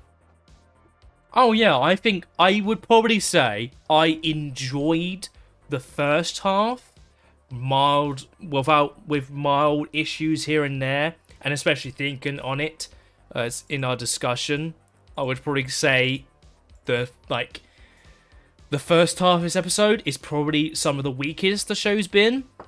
when you then get to the fight, like probably even when, you know, Joran dies, you know, that whole scene was a bit strange. I had issues with that overall. But after that, especially when you get to the fight between Brienne and the Hound, is when the episode really sort of tanks for me. Yeah. And then, of course... And then once you get to King's Landing is when... It's character assassination city. It is character arc assassination city with King's Landing. They absolutely because with Tywin, ruined it's turning him to a character. It's doing this twist that in another context could work. In this context, in the show, it doesn't, because this isn't who he is. This isn't who he's been built up and presented as. There's been no foreshadowing of this side to him. He has been someone whose idea of his family is what his moral compass is based on. And to have this be a reveal of, no, he's actually kind of a hypocrite. He actually does fuck alls. Is a very strange reveal with no real setup at all. And his death being as lame as you could probably end a character of this kind of presentation is really annoying and very lame. Because the idea of him in the book as you presented him, and then what I've seen here, they seem like two very different people. Which is the big issue. If you're gonna change him like this and not foreshadow it at all, you have to you've got to kill him in a different way, in a different context. You can't kill him like this because it comes across as really unaware of what you've written for this character, who's clearly he's not a horror, this person, but now you've just flipped it and said, oh no, he actually is. And then you've done this twist. You want to have your cake and eat it too, and that's basically what they've done here.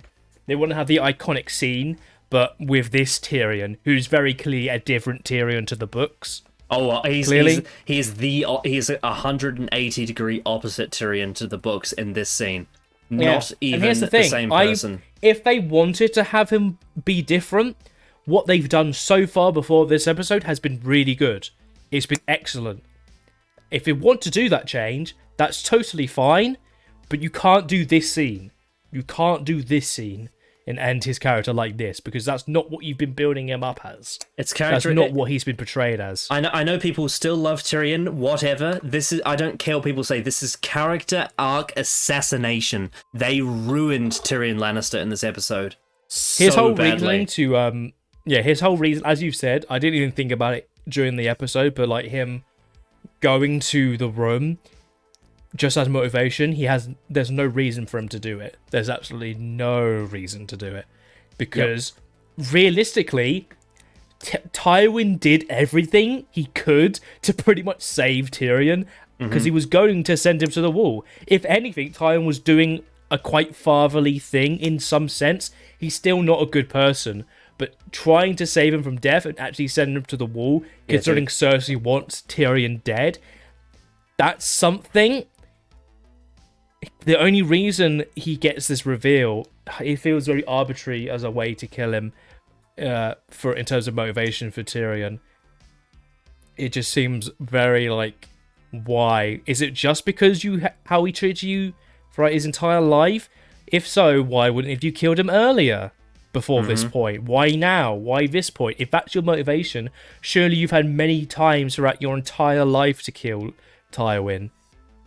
You've been alone with him many times throughout your life, so why is now the time to kill why him? is now? Why is it now? And this is the thing. The whole reason the scene is framed that way is because in the books, Tyrion doesn't care. And he hates Tywin because he lied to him about Tysha, the woman he loved. For fuck's sake. It's so important. If you're gonna change it, you have to change this scene. You can't have this scene. I'm sorry, but if you want to do something different, and you clearly have been doing for the last 4 seasons, you can't have this scene. You can't. You have to do something completely different. Because I have no doubt if they did do something different, it could still be very great. Absolutely. Like a scene of them at a table. Like even if it's in their room, in a Tywin's room, I imagine a scene where he does have the crossbow, but they're sitting at a table having an actual discussion about the idea of a Lannister. I think that's a really decent scene. idea you could do with Charles Darne's acting and Peter Dinklage's acting. There's something interesting there, because that's kind of what they've been building with Tywin. The idea of the Lannisters rather than what the Lannisters actually are. That's what the show's done. That's what the show has been building up, clearly. But in the books, as you've described it, it's about hypocrisy. Yeah. Not what the show's doing. And as someone who does not... I'm not bounded by the idea of adaptations. It could be annoying, but this show could still do something really good in a different way than the books. Yeah, absolutely. They want to have their cake and eat it too. Oh no, I agree, because what they do with Theon Greyjoy in the second half of season 2 is not in the books, but they did it really well. Exactly, Yeah. because they don't fucking want to make their cake but also eat it too. That's essentially what they're doing. They want to have it both ways. They want to have their show, but with the iconic moments from the books, but they don't mix within the actual context. Again, another thing. I mean, obviously, some of the build-up romance was weird, but in terms of like the Red Wedding, for example, having Robb fall in love and have a pregnant wife get stabbed at the Red Wedding, it adds another layer to that whole scene. That actually works, whereas this doesn't. Yeah, it's a shit way to end a character that is clearly... The idea of a person having this idea about his family is a quite interesting idea, and I feel like so far, up until this point, they were exploring it very well, and then they just shit the bed by saying, oh wait, we need to have that scene from the books, but it doesn't work, because it doesn't make sense. It doesn't because work. There's nothing about it that's been built up to. It doesn't work because Shay is stupid. It doesn't work because they didn't build up Tywin as being a hypocrite. They had Shay be the exact opposite of what she is in the books. They had Tyrion be the exact opposite of what he's in the books at this stage, and they didn't have the Jaime confession, and they didn't have Varys forced against his will. It was all fucked up. Everything was done wrong. Ugh. Honestly, if I was gonna change, if you're gonna kill Tywin in this episode, you change it completely with him. You like a scene like he's on the Iron Throne, and it's this idea of what a Lannister is. You know, with him being on the Iron Throne, that imagery could be really interesting. And then you have, you know, Tyrion with a crossbow or weapon killing Tywin on the Iron Throne. I think that could be a very interesting scene. I think, and you change the context, it becoming more about the idea of a Lannister, and how, despite Tywin constantly saying, you know, despite me wishing you weren't, you are a Lannister, but he's had to face with the idea that people like Jaime and Cersei are not the idea that he thought they were, and how he thought of them before the reveal. Because, like you said, with the idea of Tywin knowing the truth about Cersei and Jaime, and that being a part of the conversation between him and Tyrion in that kind of scene that I'm thinking of, that they probably should have done instead of what they actually did, I think that's a really interesting idea, and something, if you're going to change it, that's sort of where you need to lead to. You lead it to the conversation of the idea of the family. Yes. But they don't do that. They decide, no, we need to have the same scene, but we haven't built up to it in any way, so who cares? Also, it's a really stupid way to go about adaptations. The meaning of the line "You are no son of mine" is completely different context as well. It doesn't work the same way. Yeah, it felt out of nowhere, that line, because that's not the conversation that was had, really. Especially in hindsight as well. Expected, yeah. Yeah, because he says, "Oh, you're my son. You won't shoot me." He then does shoot him. It's like, "Oh, I guess you're not then. You're no son of mine." Yeah. So out of character. Really weird. Very weird ending. It's a shame, because Tywin's my favourite, and they fucking ruined his ending. I'm so pissed. I'm so pissed off. I'm so pissed off at Dave and Dan for what they did. They massacred my boy. Jesus Christ. So, you want to hear something that'll depress you a bit? This episode received universal acclaim. Quote unquote, Rotten Tomatoes capping off the best season to date. The Children provides enough satisfying plot developments for a finale, while its twists and turns leave you wanting more. Strong seasonal send-off with tons of violent twists and turns. Sometimes Game of Thrones is a widescreen epic fantasy, other times It's a small-scale study of violent lies at its best. The children certainly show its wild and wild best. Game of Thrones is all these things simultaneously. Fuck that. It's the Last Jedi all over again. Oh dear. Yeah, this is very Last Jedi and Hellbent, isn't it? This episode, in some ways. Yeah, a little bit. Maybe not quite as bad as O2. I think that may be over-egging a bit, but Probably the King's Landing Lannister The stuff, idea of the sort of what they've done is sort of the idea of, that I'm thinking of. Yeah, and how this relates to those. What they did with Tyrion Lannister is Hellbent level, though. Maybe not everything else, but the Tyrion, Tywin, Shay, Jaime, Varys stuff is Hellbent level for me. That is unforgivable. Unforgivable. I agree. So yeah, this was written by David Benioff and D.B. Weiss, and I think this is their first true stinker in the show. I think. Oh yeah, they fucked up big time. They fucked this up so badly. This is not season 1 Dave and Dan. This is season 8 Dave and Dan right here. Oh god. Ugh. Yeah, no. Their time to shine has ended.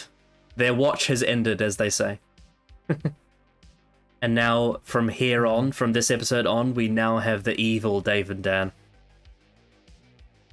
I mean, to be fair, we saw signs of it earlier, but this is the first time we saw them fully manifest into the dark side.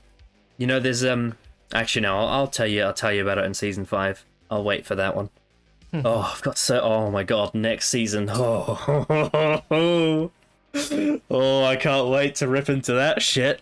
Right, anyway. One thing I will praise about this episode, I didn't like the editing and some of the choreography. I thought logistically it was really shambled. But I think visually, this episode was well directed, especially some of the shots, especially some of the dramatic shots. It was done by Alex Graves, who also did The Mountain and the Viper. Similarly to that, The Mountain and the Viper also had like a lot of really good cinematography, but the sort of editing and the action scene was a bit weird. I felt similarly for this episode. I thought visually it was really stunning to look at, but unfortunately I don't think, unlike The Mountain and the Viper, the storytelling didn't actually reflect that direction as well as it could have. But there's not that, apart from the action scene, there's not a lot I would actually change about the visual direction with the camera shots. I thought the camera shots were really well done. Like, I loved the sort of the panning up to Maester Aemon. I loved the shots they used in Egret's, you know, the scene where Egret was burned. I love the shot of, you know, the shots the aerial shots that they did of Stannis' army coming in. The big shot of the wall. The shot that they did when Tyrion walked into Tywin's chambers and they showed the lion, and then they showed the little hand pin next to on his jumper where the room was to visually tell you where they were. Some of the shots they did with Cersei and Jaime, and then also the conversation between Brienne and the Hound, the cuts between their faces were really well done with the expressions and sort of turning heads and whatnot. And then the sort of the Braavosi man, that scene too. Oh yeah, the whole visual presentation and the atmosphere of the weirwood tree as well. Yeah, and obviously the whole showing of like the unveiling the big syringe for the mountain as well was really like, and the dropping blood into the bottle was really nasty. So yeah, on the whole, visually speaking, I thought for the most part this was actually a really well directed episode visually. That's something I will praise about it. Shame about the story. It is like Hellbent, isn't it? It really is like Hellbent. Again, I've got the scene again up. Tyrion just saying, like, I'm your son, you sentenced me to die. I'm just saying, like, because there's a trial by fucking combat. He didn't have a choice, really. You asked for a trial in combat. He was going to send you to the wall. Jaime fucking told you so. It's really stupid a line. That's a really stupid line. Yeah. The whole thing is fucking dumb. But yeah, did you like the direction of this episode, visually speaking, at least, for the most part? Yes, I think visually this episode is very good. It's probably the most consistent part about this story, other than probably the music. I liked the dialogue scenes were really well shot. That was the highlight. All of the dialogue scenes. It's just the fight. The fight was just. Oh yeah, you know how Brienne bites the Hound's ear off? So the only reason they did that is because in A Feast for Crows, when she gets into that fight with the Brave Companions, like 3-on-1 or 4-on-1 or however many it is, she has to fight like a lot of people to survive. There's a literal character called Biter that bites her, and so instead of having that, they just have Brienne bite the Hound's ear off. But the direction, for the most part, was really well done. A lot of the camera shots showed... It revealed... There was a lot of good revealing shots, if you know what I mean. That was one of the best things about this episode, is the way it revealed things to the audience. Then we had the music by Raymond Javadi. I thought it was pretty solid, actually, throughout most of it, I agree. from what I remember. We actually have 4 tracks to listen to this time. Oh my god. Yep, 4 tracks of music. We'll get the annoying one out the way first, just the context of the story. The first track is called You Are No Son of Mine.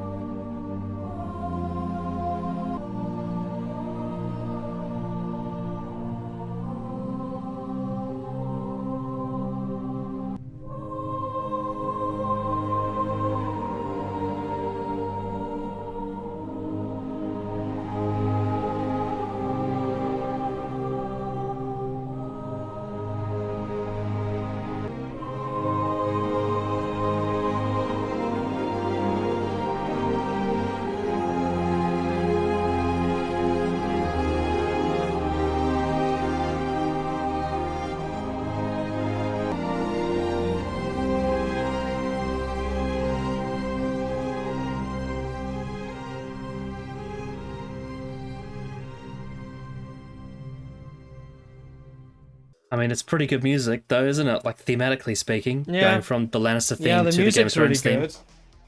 Yeah. Yeah, that's a really good track. That's actually really fucking good. Yeah, going from the Lannister theme to the Game of Thrones theme. Yes. Again, he is an expert at transitions between variations of established themes. Absolutely. Yeah. Unfortunately, this song is tainted by what story it's connected to. But it's a great bit of music. Man, it's so sad. It's so sad when we're now in bad Game of Thrones. Oh. Yeah, we're officially in bad Game of Thrones. We're in bad Game of Thrones now. Unfortunately. I dreaded this day from the start, from the very first episode we did 2.5 years ago. I was like, yep, what's Callum gonna think of season 4, episode 10? And here we are. I mean, it's not exactly happy that you dislike it, but I also kind of feel vindicated and satisfied that you're on our side, even though you're not a book reader. I was concerned because myself and Mauler, we hate this episode for more reasons. Like, we hate it because of not only because of how badly it does the TV show, but also because of how much better the adaptation is. Whereas you just purely watching the TV show have recognized that it's shit, despite not reading the books. Because it's a shit ending for a really good character. Yeah. Because the fucking reveal has no setup. There's none. There's no setup for this reveal. There's no setup to reveal that Tywin's actually hypocrite, because that's not the idea of this character that's been building. The idea of this character that's been building is the idea of a Lannister and the family name. That's what this character's whole thing has been based on. Mm-hmm. And it's stupid that they want to have that scene from the book and then they just slide it into this when it doesn't work. You just have Tyrion go to the Tower of the Hand for no reason. And just kill his dad. Kill his dad. I mean, it's cold blood, maybe an over-the-top statement, but he just wants to go there to kill him without many reasons to do so that he didn't already have. He sentenced me to death because I asked for a trial in combat and lost. It's not Tywin's fault that he asked for a trial in combat, and it's not his fault he was framed. Like the whole reason why Tyrion gets triggered by the word whore in the book is because Tysha wasn't a fucking whore. It's because it's a lie. Shay was a whore. Yeah, and Shay was He's a whore. angry about Shay. He's angry about Shay, who was actually a whore. Oh, it's so bad. It's so bad. So dare you call her what her occupation is? Oh, dear. What a train wreck. Right, the next song is called The Real North, and I believe, unless I'm mistaken, this is the song that plays over the Ygritte pyre scene. Because I remember Tormund said, "Take her to the real north where she belongs."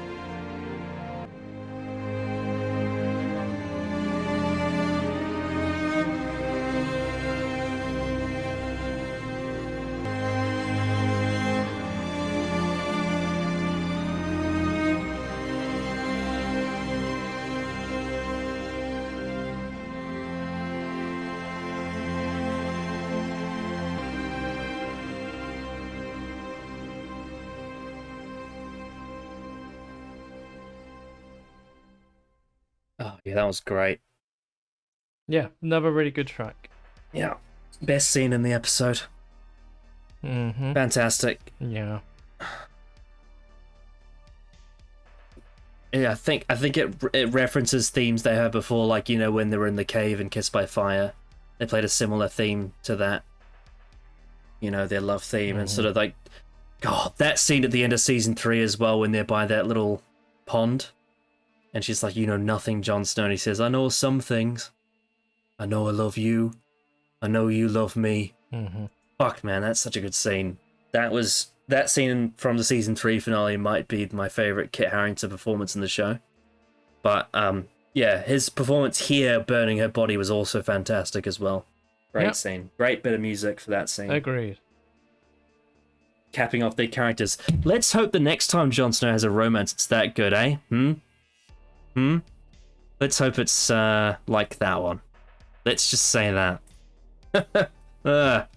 Yeah. It's not like that would ever be fucked up, would it? No, of course not. Anyway, the next song is called He Is Lost.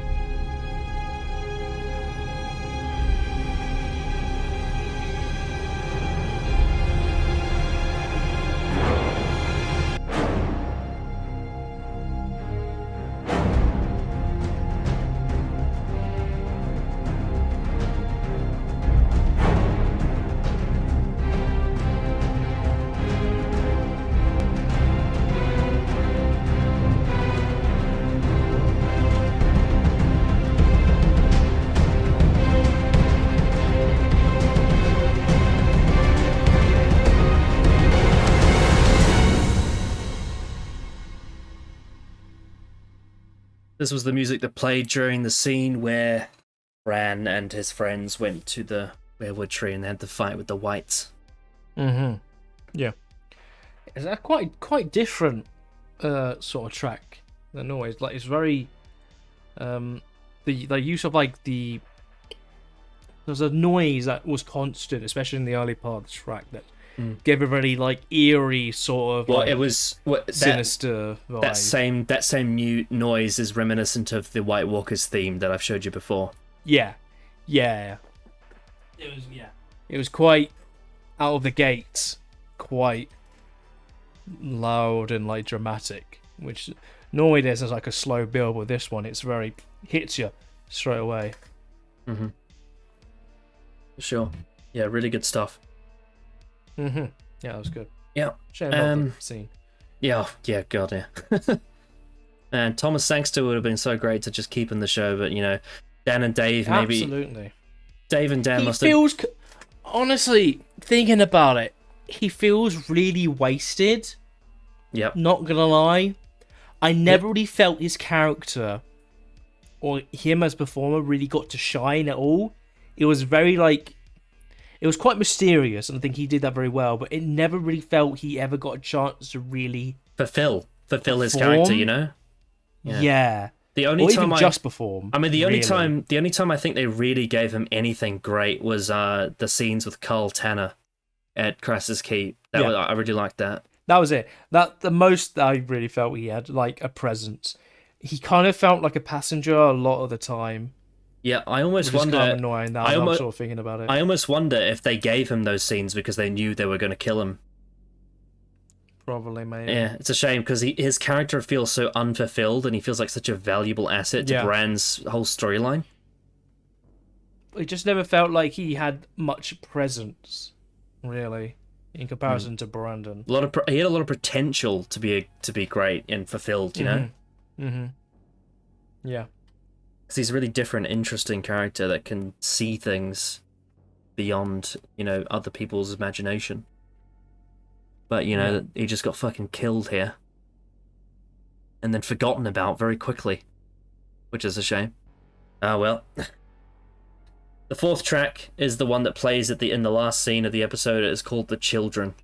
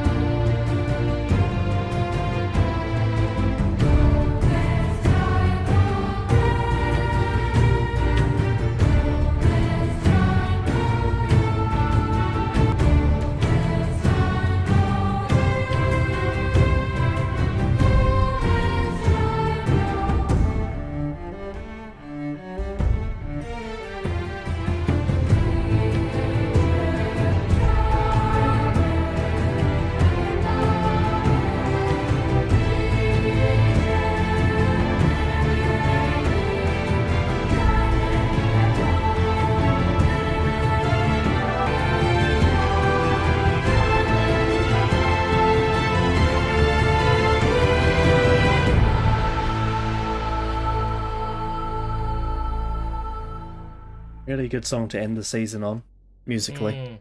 Yeah. Yeah, musically, yeah. But It's a shame that when this song plays, though, it feels like a massive downer. Yeah. Well, yeah, considering just this being the final scene, and all I thought about was the scene before. Yeah. Also, one thing I forgot to mention about Mance Rayder is actually a couple of things. So, firstly, Mance Rayder is known in the novels for disguising himself and being quite charming. Do you remember in the first episode of season 1 how they have that feast? Robert Baratheon brings all his people, and they have that feast at Winterfell. So in the novels, Mance Rayder actually disguises himself and sneaks into that feast and looks at it, like he checks it out, and he brings this up to Jon Snow much later, that he was there during that feast, and when Jon was there, and he remembers him. And then there's also one other thing about his character, is that in the novels he has a wife who is pregnant, and I believe, unless I'm mistaken, it's during this attack that Stannis does that she goes under so much stress that it forces her to give birth early, and she ends up dying from childbirth because of a stressful, the stressful incident. And Mance Rayder ends up having a kid. So yeah, that's something that they also cut from the TV show. That adds interesting dimension to his character. We'll get more onto that in season 5. Let's just say that we'll save that stuff for later. Anyway, are you ready for some trivia, Callum? Sure. Why not? So, thematically, the reason why the episode's called The Children is because this episode focuses on a lot on the children of the show, you know, Jon Snow, Arya, and then like the 3 Lannister children, Jaime, Tyrion, Cersei, but then, and Bran, obviously, but it also reveals the children of the forest in the literal sense. So that is also why it's called The Children, so I guess there's a reason why they link it all together with that title. The second little detail, which is really interesting, is that, do you remember in The Mountain and the Viper before the trial by combat, you see a man wiping Oberyn's blade with something? That is referenced in the scene with Pycelle, Qyburn, and Cersei with the Mountain, where they talk about the venom in his blood. And he's trying to extract all the venom from his blood. So that venom that was put on Oberyn's sword before the trial by combat is the same venom that was in the... You remember at the start of Season 3 when the Warlock child tries to kill Daenerys with that scorpion thing? That little mini scorpion? Yeah. So the venom from Oberyn's weapon is the same venom that comes from that Carthian scorpion. And so by having that connection, it sets up the idea that Oberyn knows about, you know, venoms from the east. This is also something that was set up in the scene that he had with Varys by the Iron Throne, that he has connections in the east. Now let's wait and find out to see if they do that, if they actually paid off that stuff in Season 5 about them, Let's see if they actually paid off that setup. I guess we shall just see. I guess we'll see. We shall see. I guess we'll see. You know, it's not like they just completely delete 2 of his children from the show. Well, 2 of Doran's children, I should say. But we'll wait till Season 5 when we get to that. We'll wait for that shit. Anyway. I'm getting too excited. So apparently, when Royer McCann and Gwendolyn Christie, who played the Hound and Brienne, when they had the fight scene, it was on location in Iceland, and the rocky ground was genuine volcanic rock and stone, and it was very hard and sharp, and they came very close to frequently seriously injuring themselves during the fight sequence. Apparently, the bit where he does the cunt punt, which is when he kicks her in the vagina, apparently they had to wrap a belt around her so it wouldn't hurt her because they wanted to make it look real. Apparently, the Benioff and Weiss at San Diego Comic-Con said the point in the fight where he grabs Brienne's sword with his bare hands, which I thought was really stupid, by the way. Apparently, that was a reference to the film Rob Roy, which Liam Neeson's in, where he grabs the sword with his bare hands. Yeah, I'm not sure about that one, Chief. Well, my issue is the fact that he then goes to wind up to a punch, but she just stands there and doesn't even try to thrust her sword forward. Yeah. He just grabs a Valyrian steel sword, which is sharper than a razor, and his hands get fucked up. Like, if that was like... I imagine if the Hound knew it was doing it and he'd rather die, I feel like that would make more sense for him when he grabs a sword, because that would be quite a badass way to go out. Yeah, he knows it's Valyrian steel as well, so he knows his hands are going to get fucked up by it badly, which is... A Valyrian steel sword is sharper than a fucking razor. Like, it is so sharp. Mm. Yeah. That would probably do a lot more damage to his hands than they're probably going to present. Oh, apparently the reason why Brienne and Podrick suddenly lose their horses is because of the Northern Ireland filming location. Apparently it's not legally allowed. The Hound taunts Brienne and there is no safe place for Arya, so where was he going to take her to? The only options left were to bring her to Jon or Brynden Tully at Riverrun, but both were impractical. The wall was too far away and Riverrun was under siege. That's a very good question. A question. Yeah, I mean the Hound does have a point. Like, nowhere is fucking safe. All her family is pretty much dead, so he does have a slight point there. It does make you wonder though where they were going to go after the Eirich. Well, yeah, they were leaving. They weren't going there, so I wonder. I guess they were gonna I guess that's it. We'll just travel. I guess. Yeah. So if you need a scene after that previous scene with them, sort of discussing what the fuck they're gonna do now. Yeah. They just walked 10 miles away from the Eirich for no reason, I guess. I guess, yeah. Apparently in the script between Arya and Brienne, it says Arya smiles, she likes this weirdo. Brienne smiles, she likes this weirdo. Maisie Williams recalled reading that for the first time and thinking that's perfect. That's a very Dave and Dan script by the looks of it. This weirdo. Oh, I've got so much to say about Dave and Dan in the next season. Oh my god. The end is nigh. The end is nigh. Well, the end is now, really. To be honest. Well, this bloody episode. I mean, to be fair, not every storyline appeared in this episode. So not everything's broken yet. Not everything's broke, you know. What wasn't shown? Something wasn't shown. Well, Sansa's one wasn't shown and neither was Theon's. Ah, they're still good. Their stories are still good. Littlefinger hasn't been ruined, so, you know, there's that. You know, Reek is still great. For now. For now. For now. It's sad knowing what I know happens to Reek. So even though he wasn't in this, the fact that I know. Oh, and what I know what happens to Sansa and Littlefinger too. Oh boy. We'll get to that. I know slightly what happens. I know what slightly happens to Littlefinger. So I'm not. So even the things that weren't in this episode, the fact that I know where they're going is still pretty fucking annoying. Yeah, we'll talk about those two when we get to season 5. I guess we shall. Oh yeah, there's a camera continuity error when Jojen dies as well.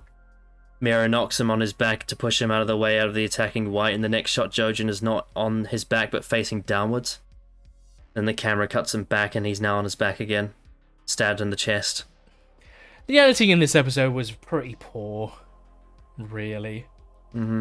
It's actually the first time the editing has been pretty scratchy for the majority. It's a shame because there was some quite nice cinematography in this episode outside of the editing, wasn't there? There quite was, yeah. I mean, that shot of Maester Aemon, man, just in front of the wall. Yes. Holy shit, that was brilliant. That shot was pretty gorgeous.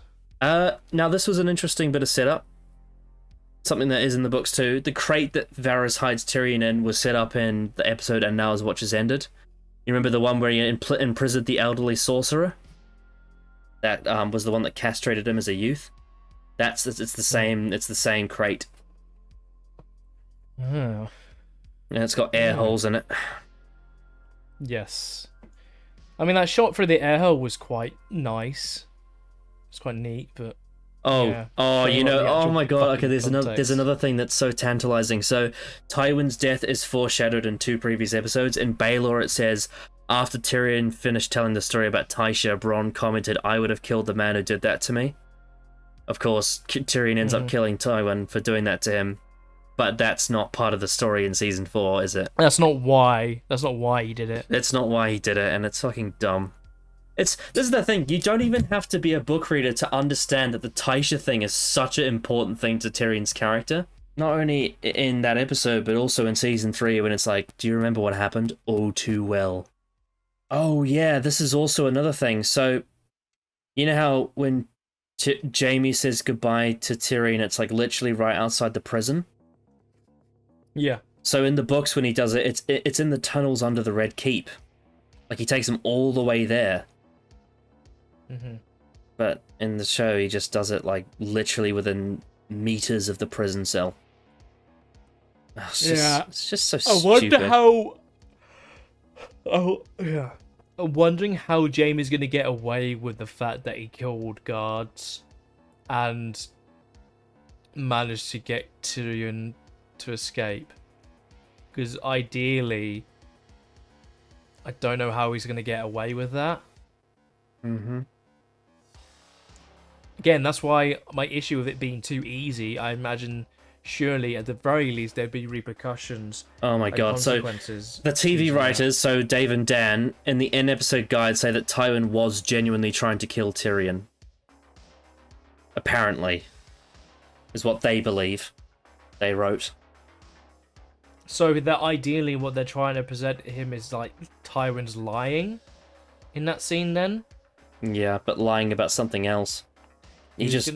He just genuinely wanted to have Tyrion killed the whole time. Then you need to present that. You can't just say that and expect us to believe it when, in how it's presented in the show, it is clear, like, multiple times without really any sort of questioning of it, that he was going to send him to the wall before he asked for trial by combat. Yeah, and also the thing about Shae as well, she makes no attempt to resist or kill Tyrion at all. But what happens is she pleads for her life as he strangles her to death in a fit of rage.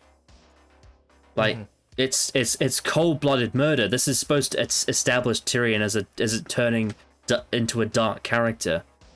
But that's not what they do. They just have her try to kill him with the fruit knife, and then he strangles her with a fucking necklace, which is really weirdly choreographed.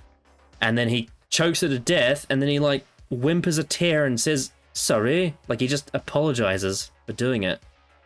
It's just... And he does it in self-defense. It's like, what was the point, man? What was the point of having that scene? You know what's the funniest thing as well? Because Shae legitimately loved Tyrion, and she was supposed to go to Pentos, Tyrion literally, like, right now could be going to Pentos, and they could see each other again. Like, what a fucking stupid thing. Isn't it just so dumb? They literally could have been in love and seen each other again in Pentos. The reason why she fucking stays is because she wants to know if Tyrion wants her to go and know her reasonings. The reason she doesn't go is his love for Tyrion. Yeah, and he ends up going anyway. Yeah. Oh my god, it's so dumb, man. It's like, she literally says, I'm not going to go unless he tells me to. Then I know, you know. And then he does, and then she gets angry over it, and then tries to kill him. Twice, really.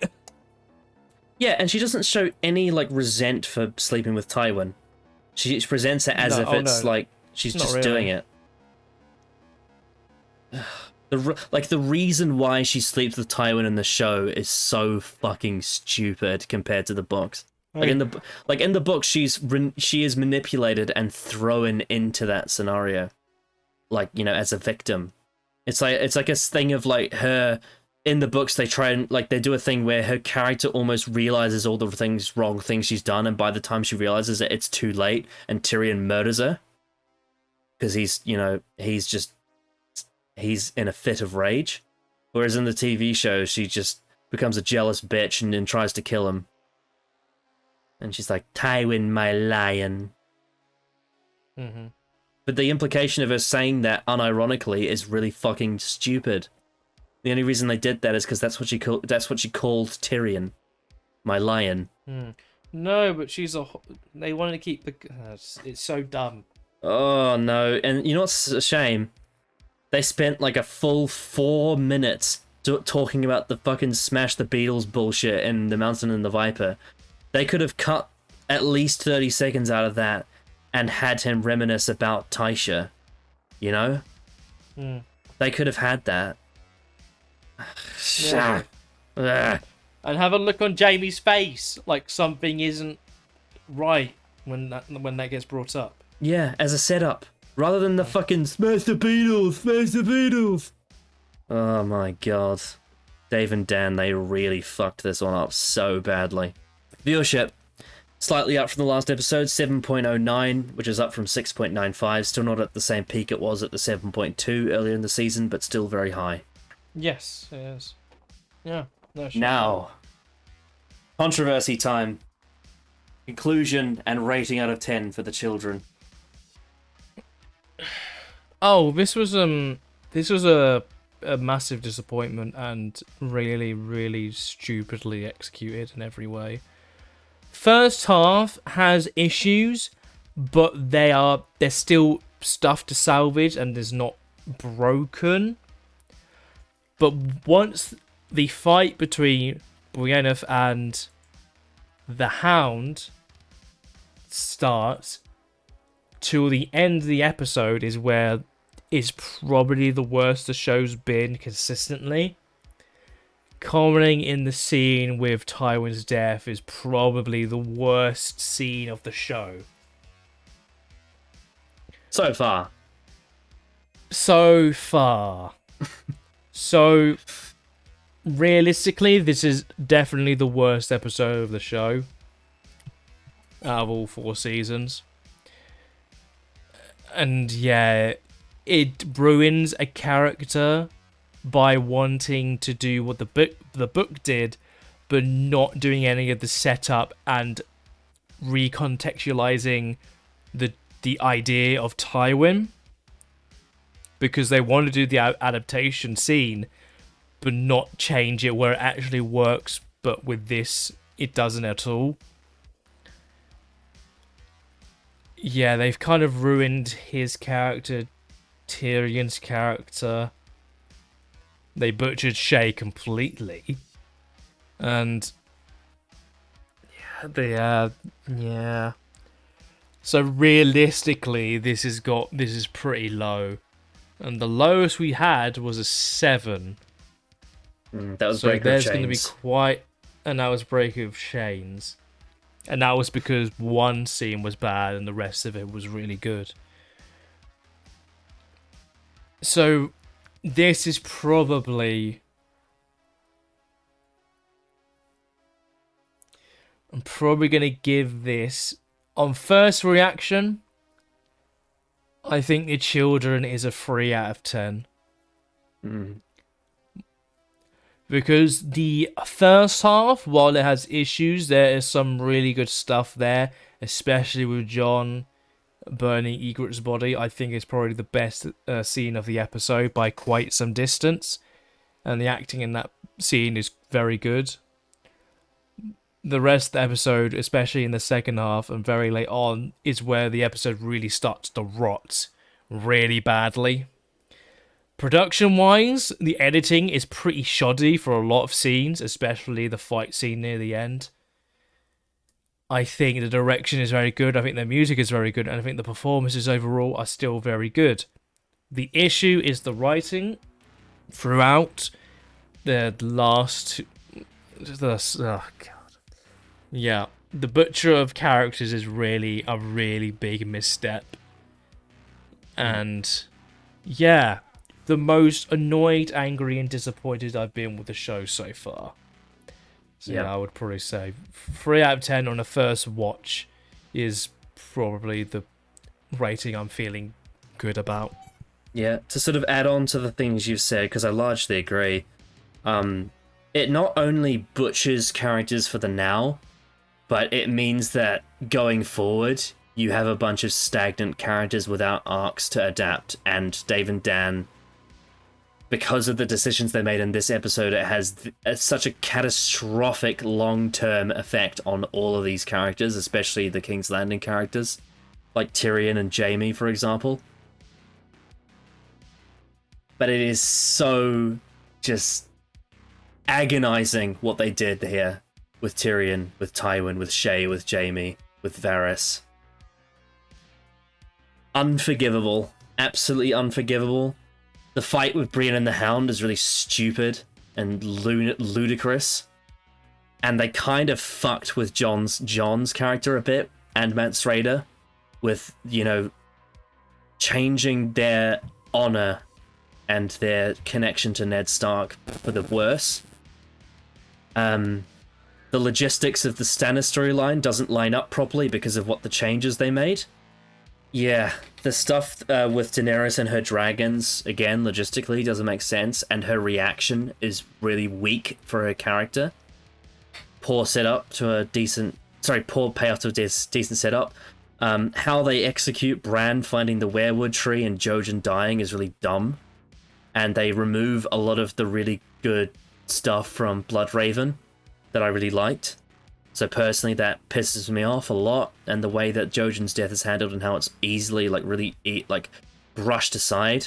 Yeah, and just some of the stuff with the Eirich thing and the world building is catastrophic, but the main thing I hated about this episode is the fact that they omitted the Tysha confession, that they recontextualized Tywin Lannister so that the hypocrisy twist doesn't work, and the fact that they did a 180 on Shay and had her be a revenge, jealous girlfriend rather than a user and abuser was absolutely ridiculous. And the fact that they completely changed the whole point of view on this payoff made it one of the worst moments in the TV show, which is a shame because it's one of the best moments in A Storm of Swords.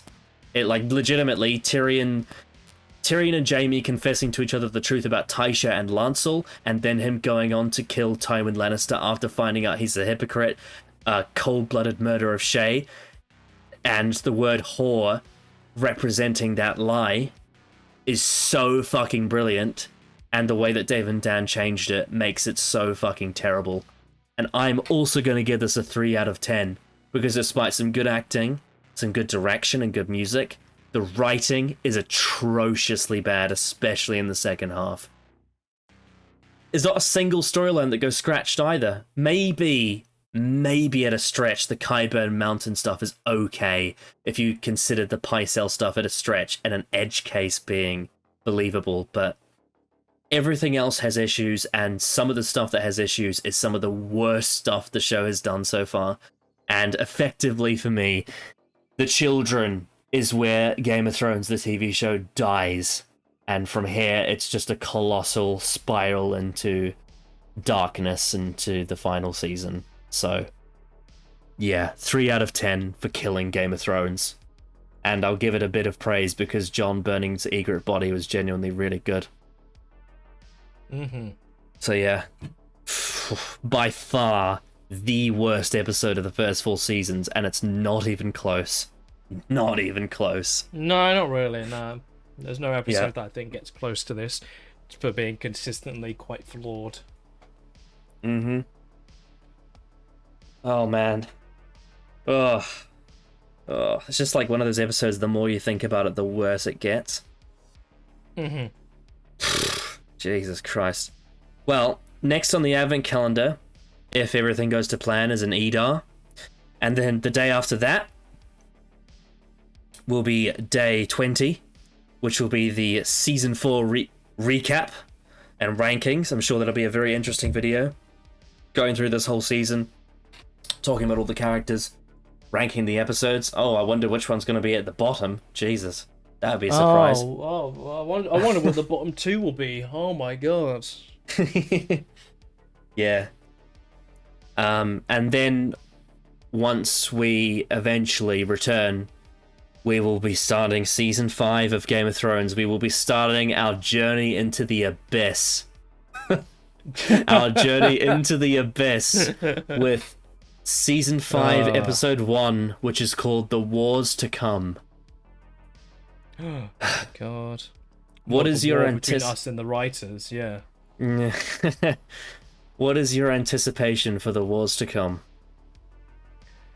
Well, I'm expecting now the show to now begin its massive decline after that abomination of a final couple scenes. Yeah. Do I? You know, a bit of just a preview for, I guess, for the recap we'll do. This season's been very disappointing. While most of the episodes are really good, I think the difference between the first 3 seasons and this season, there has clearly been a decline. Mm-hmm. This season really felt like it was very hit and miss a lot of the time. I think the standard of episodes has shrunken ever so slightly until this one, where it's now gone pretty far down. And my feeling towards the whole season now has soured quite a bit. Because I feel like the first 2 episodes of this season really kick it up a notch and start off really strong. I remember those first 2 episodes. I remember how good I felt and how satisfied I was with the overall story. Since then, the season really felt like it was really misdirected in terms of where all the narratives were going. But it was still at a relatively consistent level until now. And now it's just, we're now like the Hound, we have fallen off a cliff. Oh yeah. So, yeah. So next season, I don't have high hopes. I don't have high hopes of it being consistent. You know, when we first started this series, did you expect this episode, like the episode where Game of Thrones literally plummeted to death, to be this early, like the end of season 4? I think earliest I expected was season 5. So it to be the end of season 4 is not the biggest surprise.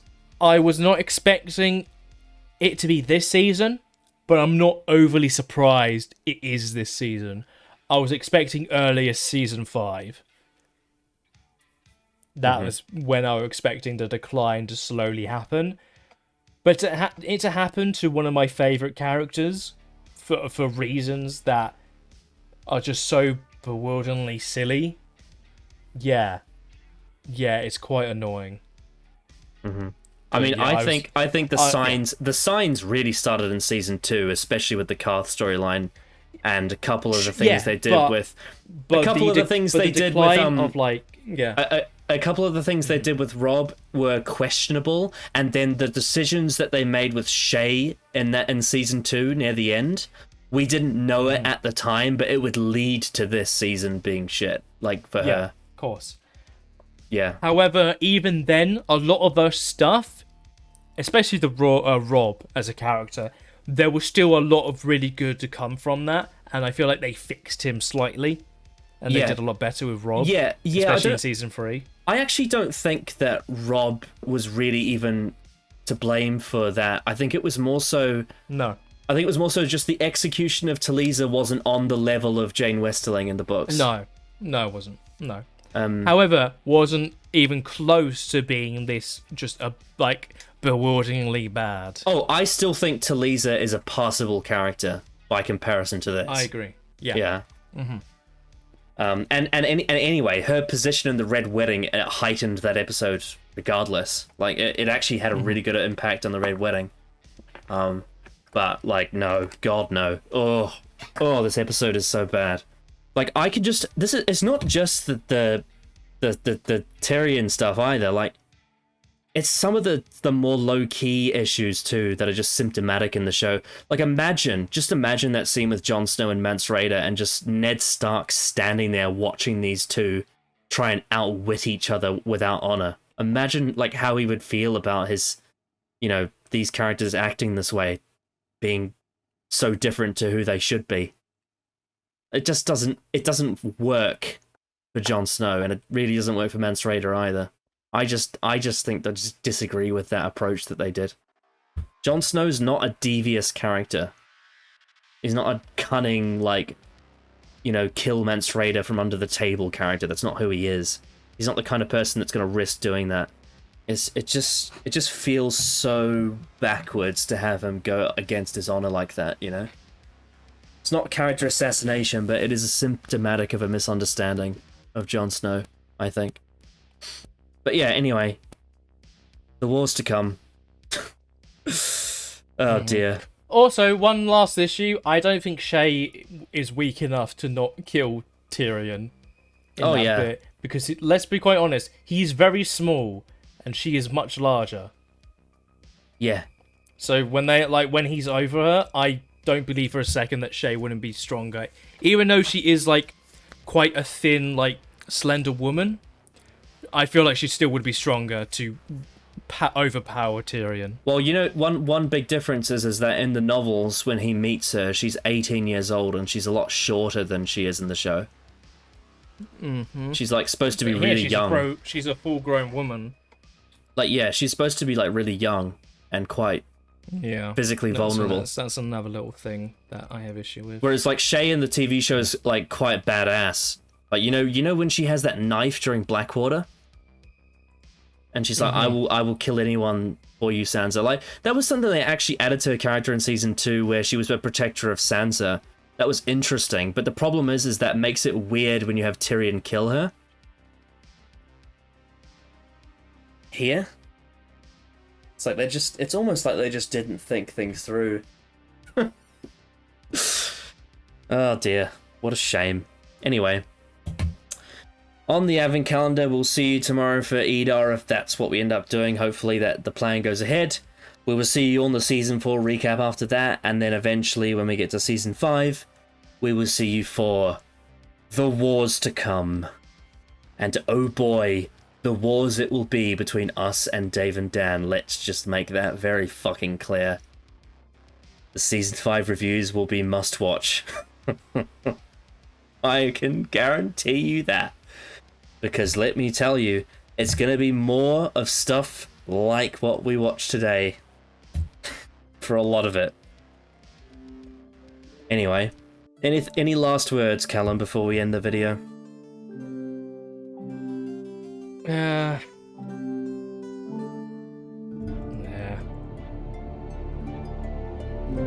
Alright then. Bye-bye.